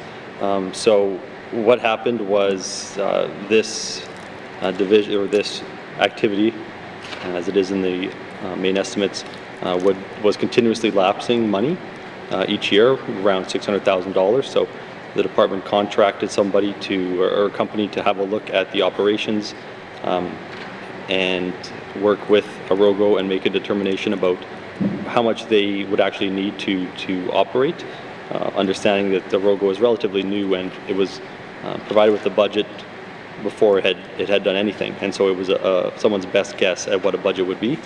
And so understanding, based on that review, the decision was made to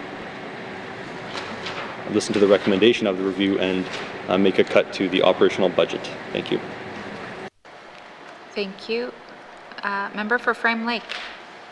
Madam Chair, so the review that was done, is that been made available to the public? And if not, and if there needed to be some redactions in terms of personnel matters or whatever, I could understand that, but is that a publicly available document? Thanks, Madam Chair. Thank you. Minister of Justice. Thank you. I don't believe it is publicly available. I will have further discussions with the department, though, about that, because I'm always in favor of releasing things publicly where possible. So I will see what we can do on that. Thank you. Thank you. Member for Frame Lake.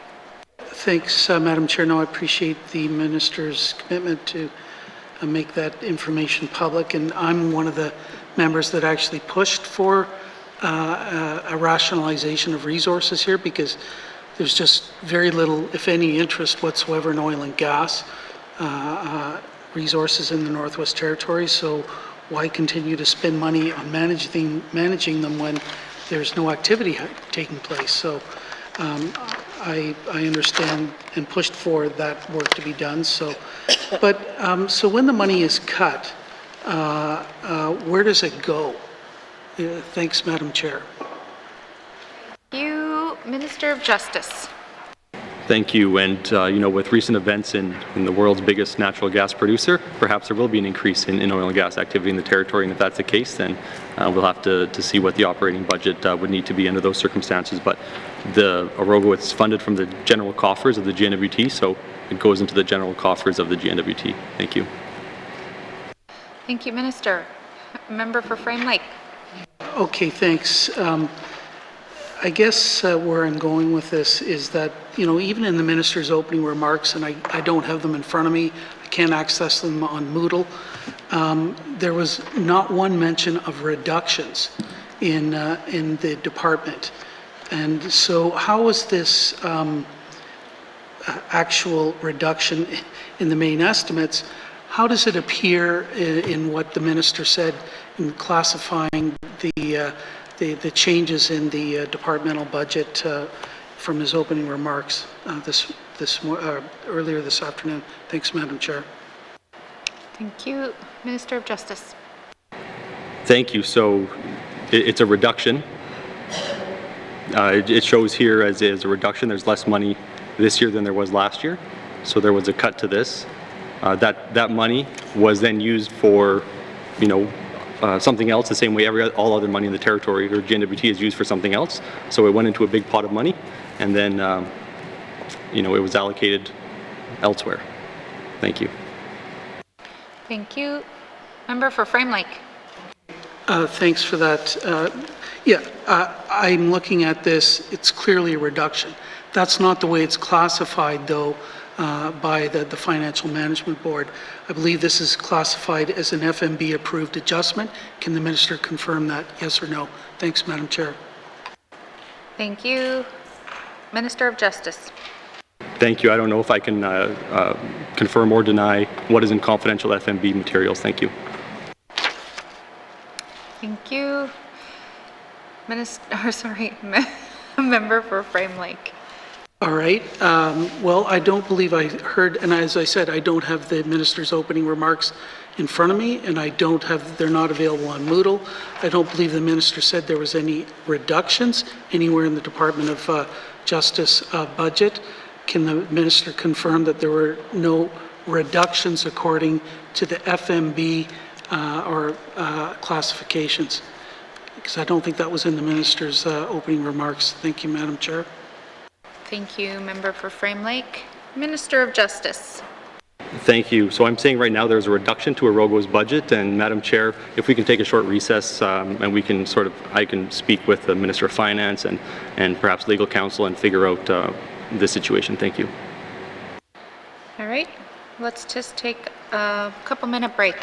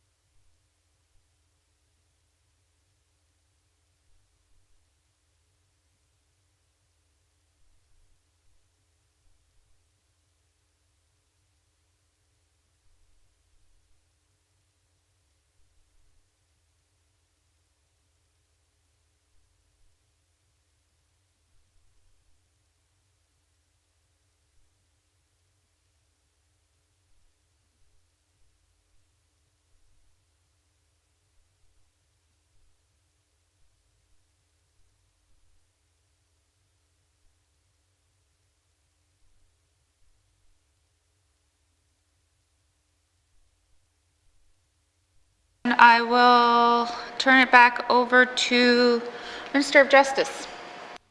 Thank you. So I think I might have it figured out what the member is looking for. So the Department of Justice has a budget, and the activities within the Department of Justice have a budget. And there was a budget for Orogo last year, and that budget was reduced this year. That difference of the reduction stayed within the Department of Justice. And so I'm not sure if that's what the member is looking for, but that's where the money went, and it was used to fund other items in the Department of Justice. Thank you. Thank you, Minister. Member for Frame Lake. Okay, thanks. And so moving forward in this set of main estimates, there's a reduction that was made, and now that I have the minister's opening remarks in front of me, I see basically that there was some forced growth in the departmental budget. There's some initiatives. There's something called other adjustments. There was reductions in travel and sunsets. So out of the 5 bulleted items here on the minister's opening remarks, where does this reduction to the Orogo budget actually fit in these bulleted categories? Thanks, Madam Chair. Thank you. Minister of Justice. Thank you. So the main estimates say these are the highlights, and I guess it wasn't determined that this was a highlight of the budget, but I've stated, I don't know how many times now, that there was a reduction to the budget of Orogo, and I apologize for not stating that in my opening remarks, but I've stated it numerous times now. Thank you. Thank you. Member for Frame Lake. Thanks. Let's stop dancing around here. Look, clearly there's a reduction made in this activity area, which is supposed to be arm's length from Department of Justice, probably even arm's length from our government to some extent. And I just can't figure out where the money that was cut here actually goes, whether it just stays within the department and is treated as sort of money within the department and is picked up somewhere else and used. I don't think that that's a fair representation of what should be an independent regulator. It's not what I think is a fair presentation of the finances of this government. And if this is an independent regulator and cuts are made to it, the money just doesn't all of a sudden disappear and show up somewhere else within the Department of Justice. That's wrong. If cuts are made, they should go back to the Consolidated Revenue Fund, and if Justice needs money for other functions or other activities, they should go to the FMB and apply for that money and get it. And the kind of presentation that we're getting here doesn't explain this very well, but I think what it does show is that this government does not respect an independent regulator in the presentation of the financial the budget for the what should be an independent regulator. And that's all I'm going to say about this. So I've raised this before, and we'll raise it again, that when reductions appear in a budget, they should be actually labeled as reductions. And I just don't think that the kind of presentation we've got in the main estimates does that. And I encourage the Minister of Finance to look at this and make sure that it's a fair presentation. The public can understand, that we as regular MLAs understand, and that an independent regulator is treated as an independent regulator, not an arm within a particular department. Thanks, Madam Chair. Thank you. Minister of Justice. Thank you. So every previous year, when the Orogo budget would lapse, that money was then used by the Department of Justice to fund other things. This year, the budget was cut, and what the member said should happen is exactly what happened. So his complaints really should be focused on the previous years, when what he didn't want to happen was happening. This year, what he wanted to happen is exactly what happened. So I don't think we're ever going to see eye to eye on this. I think I'm really confused as to what the issue is, because we seem to be saying that the same thing is happening, but perhaps there's philosophical differences about accounting. Thank you, Madam Chair. Thank you. Member for Great Slave. Thank you, Madam Chair. While I may disagree with my colleague about the interest in oil and gas in the region, I share his concerns with the cutting of the funding to this department, or to this regulator. While I don't want to sit here and split hairs on where the money went, where my concern lies is that with the cutting of 2 positions, one at least having been technical, I'm concerned that the review did not necessarily incorporate the opinion of technical people. And one of the reasons that I ran was because I felt there was an absence of scientific knowledge in decision-making in this government. And so when I look at this and it's being told to me the reason for this cut is that money continues to lapse yearly, that's an accounting reason to remove this money. That is not a scientific-based reason to take this money away. And if we are going to have M18 well, which my colleague from N.W.T, who's not here today, would very much have a conversation about his interest in oil and gas going forward, I find this to be actually quite appalling that we've reduced a regulator and taking that money and using it elsewhere in the government. I also look and note that there's a cut to contract services by about half of the funding. So that would probably be safety and technical training for the employee that was then removed from his position. So therefore, their position. So therefore, I really have concern here that when it comes time for these projects that we are talking about happening that are very crucial to the Beaufort Delta, that we're going to be having a regulator with no technical experience sitting there any further. Plus, you're overloading the technical person that's still left there, or the few technical people. I'm not sure that I have much of a question in that for the minister. Just some more colleagues. I guess my question is how much, who inputted on this review? Thank you. Thank you. Minister of Justice. Thank you, Madam Chair. Perhaps Mr. Bancroft can speak to some of the technical aspects of the review. Thank you. Thank you.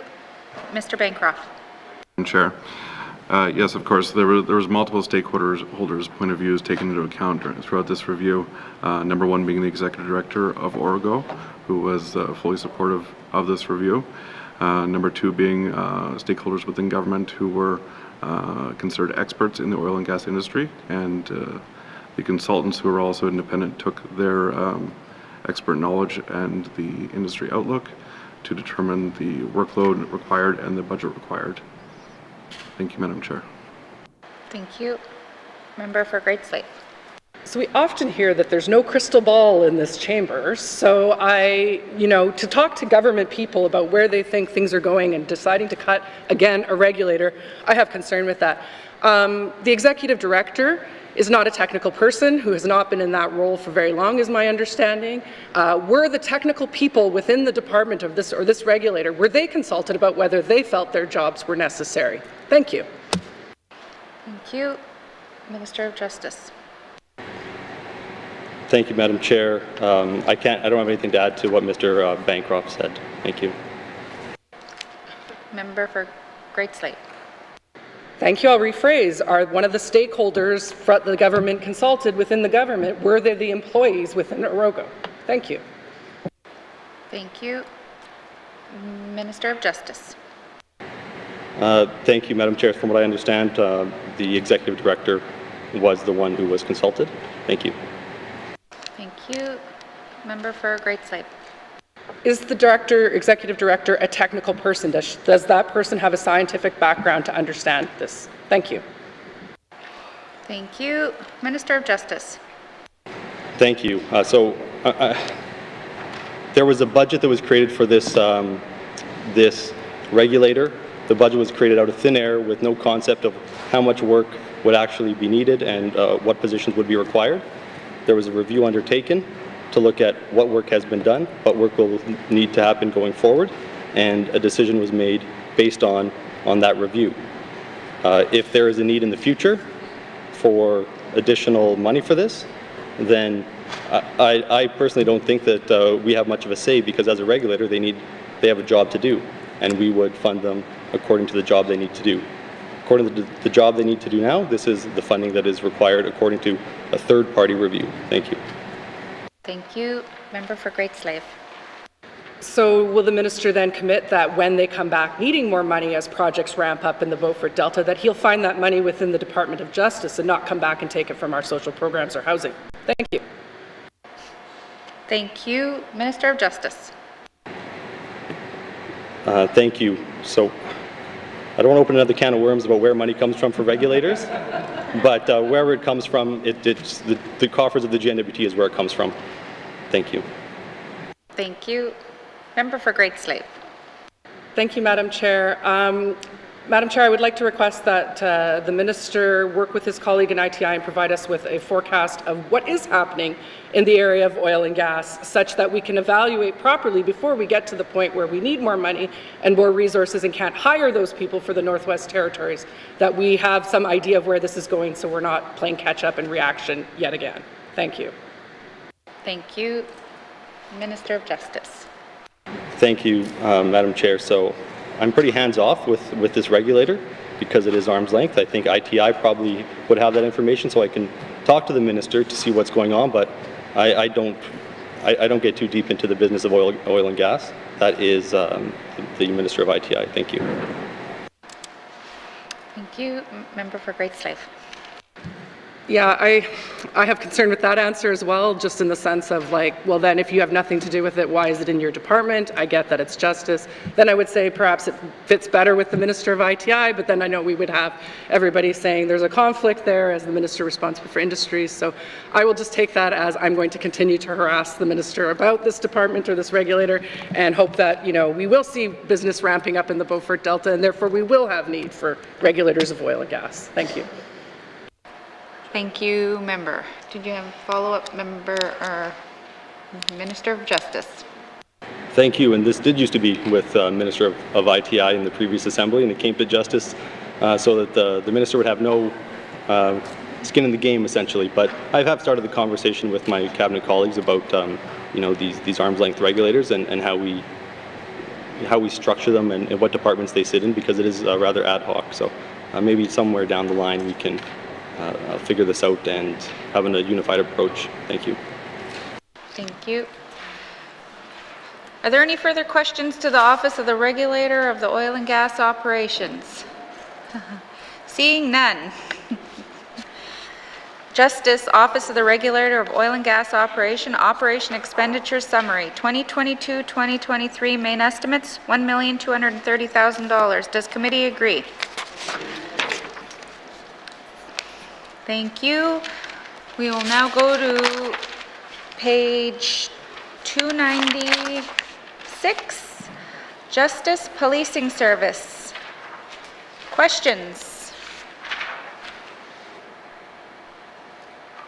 Member for Yellowknife North.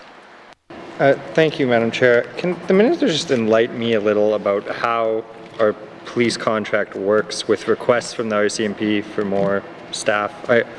We are adding another $2 million to the policing budget. It's been on a bit of an upward trend. As the Minister noted, we've added officers to another number of communities. Does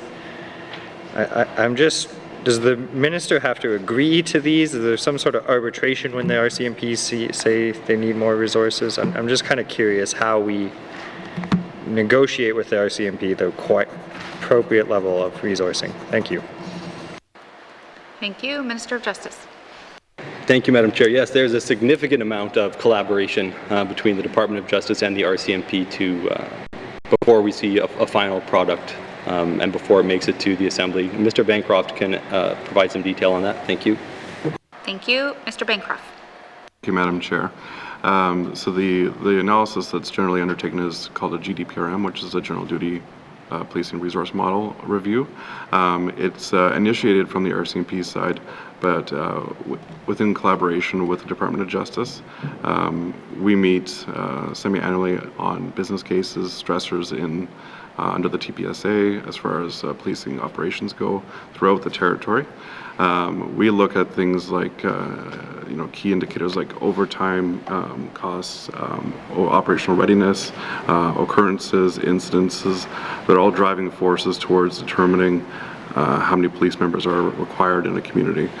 We take all that information, we track it, and as well as the RCMP tracks it to come up with the true need of a detachment, and that's how we determine the requirement for additional officers. Thank you, Madam Chair. Thank you. Member for Yellowknife North. Thank you, Madam Chair. Can the There's a number here, other adjustments, including 1.8 million, mainly for collective agreement increases. Can the minister just provide how much the RCMP's collective agreement increases were specifically? Thank you. Minister of Justice. Thank you. The RCMP's collective agreement is not reflected in this budget. Thank you. Thank you. Member for Yellowknife North. Yes, thank you, Madam Chair. I believe I will be seeing that in a I forgot. Can the minister provide I know there's quite a bit of money coming forward from the RCMP collective agreement, and the big question is the retroactive number. I know this is a conversation happening all across Canada. Does the minister have any update on when and how much we are expecting to see retroactively for the collective agreement? Minister of Justice. Thank you. So the RCMP pay their members, and so they've been paying them. They paid them the retroactive pay, and they haven't billed us for it yet. So for some information on this, I can hand it to the Thank you. Mr. Bancroft. Madam Chair. So the in-year pay increases for members below the rank of inspector have already been actioned. They began the retroactive portion of those payments on the January 25th pay for officers are affected by this agreement. That's anticipated to be completed by the end of March. The federal government has indicated that we will be likely to see some sort of bill for that next fiscal year. To the extent of the details on that, we are not sure. Thank you. Member for Yellowknife North. Thank you, Madam Chair. I think we're all eagerly awaiting to see the size of that bill.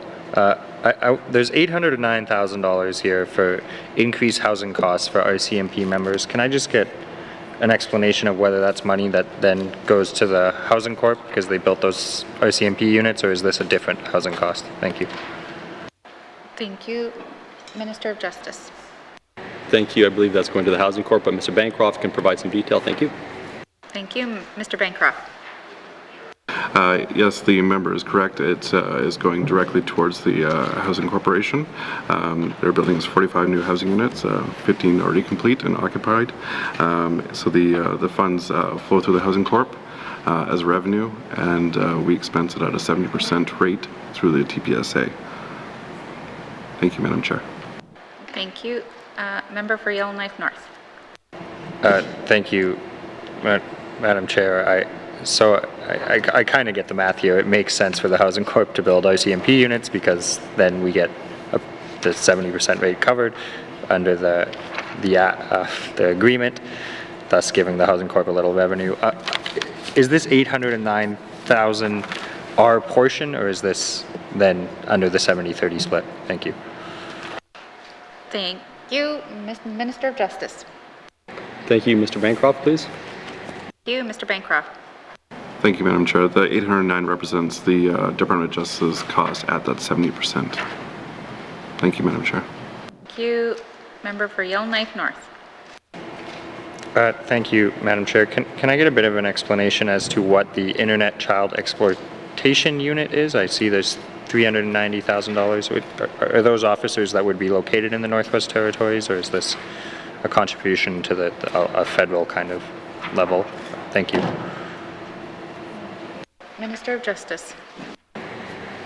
Thank you, Madam Chair. No, I believe they're located in the Northwest Territories. That unit, unfortunately, it does what it sounds like it does. There's a growing issue with child exploitation on the internet, type of exploitation that can lead to human trafficking. And so this unit focuses on the Northwest Territories and works with RCMP across Canada. And they could be working with law enforcement around the world, actually, to address some of these issues. Thank you. Thank you. Member for Yellowknife North. Thank you, Madam Chair. Are there any advancements or talks about increased RCMP presence in Sigachik? Thank you. Minister of Justice. Thank you. That has not been brought forward. Thank you. Thank you. Are there any further questions on policing? Member for Tabacha. So on 296, 3 lines, and we're spending 50 million there, and we have the added costs of 3.5 million for policing, for the extra whatever, and then you have the 8 million, so it's just well over 60 million. What does biology casework cover for 183,000? Thank you. Minister of Justice. Thank you. That is the cost of the lab work for forensic files. Thank you. Member for Tabacha. Okay. So the ratio between First Nation policing and the policing agreement, that's like a $49 million difference. You know, and most of the enforcement is with with Indigenous people. And you know, every time I look at this and see what's happening in the communities, it's you know, I've carried this file for, this is my 17th year, ever since I got elected as chief of Salt River. I just don't think, you know, you talked about 2 meetings a year with Justice. That's what they have. That isn't a lot. Is there dialogue with municipal governments and community governments and Indigenous governments about how things should be done in the community? They're going to say yes. You're going to say yes to me. I know that because they come with a form, and it's the same form that everybody signs every month. Finally, I told them not to come to the door anymore when I was chief. It's the same form, same thing for 14 years. And you wonder why I question what's happening. Everybody knows who's the drug dealers in the community. Everybody knows who does all the things wrong. And then there's no, there hasn't been a drug bust in the community of Fort Smith now for over 25 years, a major drug bust. This is part of the whole situation with addictions. If the enforcement is not there, yeah, the other day you said, oh, they're going to replace it with another drug dealer. Does that mean they don't have to do anything then? It's very confusing for me.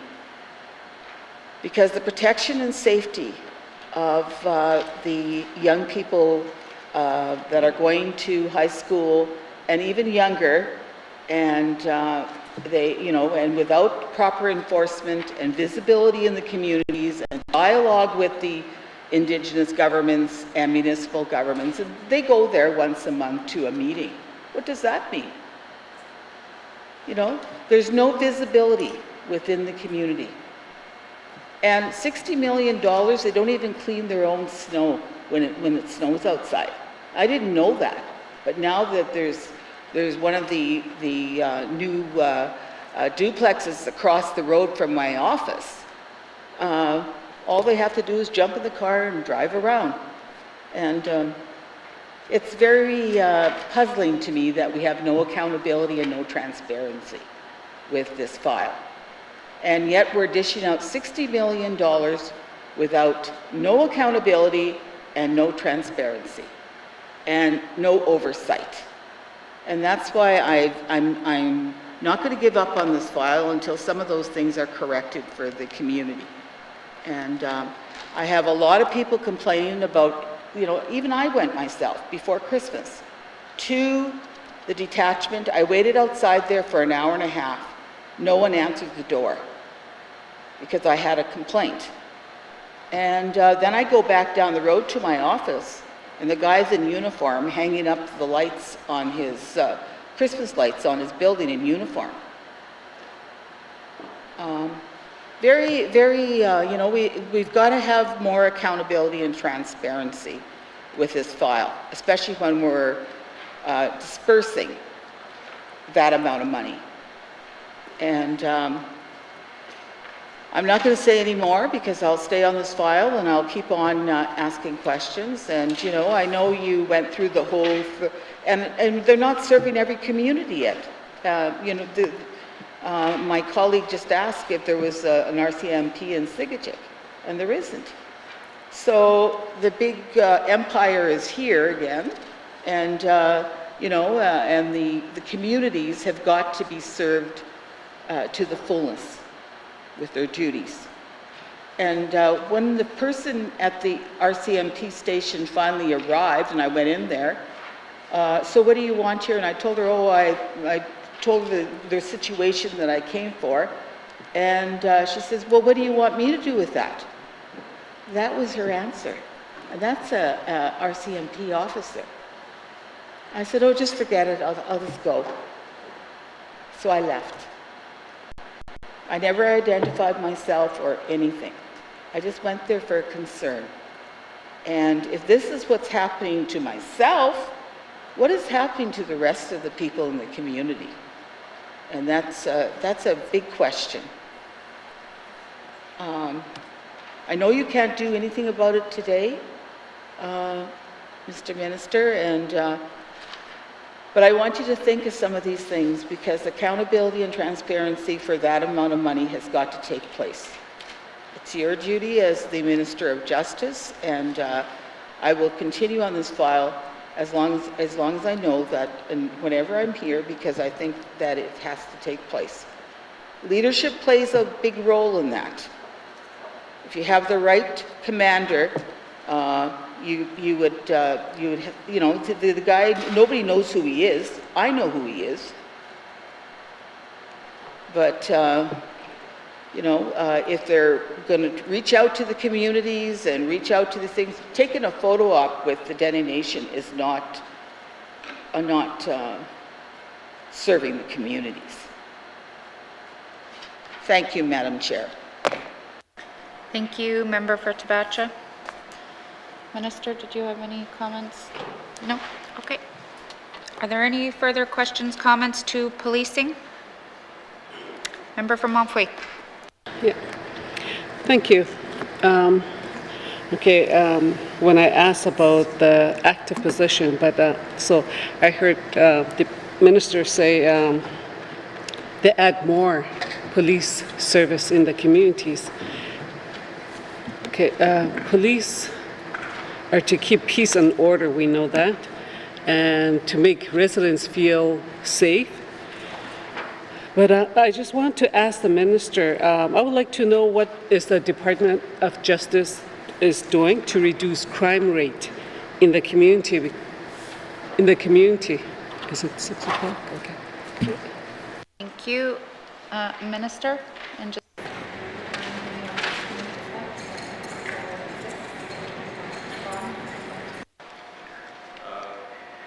2 minutes, I guess I move that the chair rise and report progress, and then I'll answer the question tomorrow. Thank you. okay. There's a motion on the floor to report progress. This motion is in order and non-debatable. All those in favor? All those opposed? The motion is carried. I'll now rise and report progress.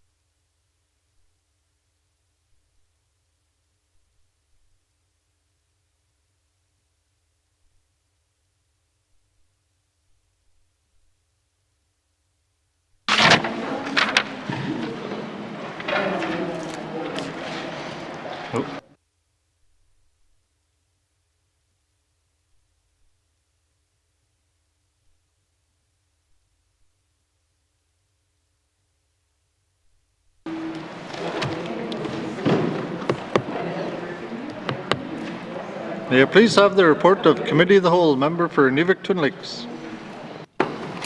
Mr. Speaker, your committee has been considering Bills 23, 29, 38, Minister's Statement 202-19-2, Table Document 561, 567, 578, and 579-19-2. Would like to report progress with one motion, and Mr. Speaker, I move that the report of Committee of the Whole be concurred with. Thank you. N.W.T. Lakes, do we have a seconder? Member for Range Lake. All those in favour? All those opposed? Any abstentions? Motion is carried. Mr. Clerk, orders of the day.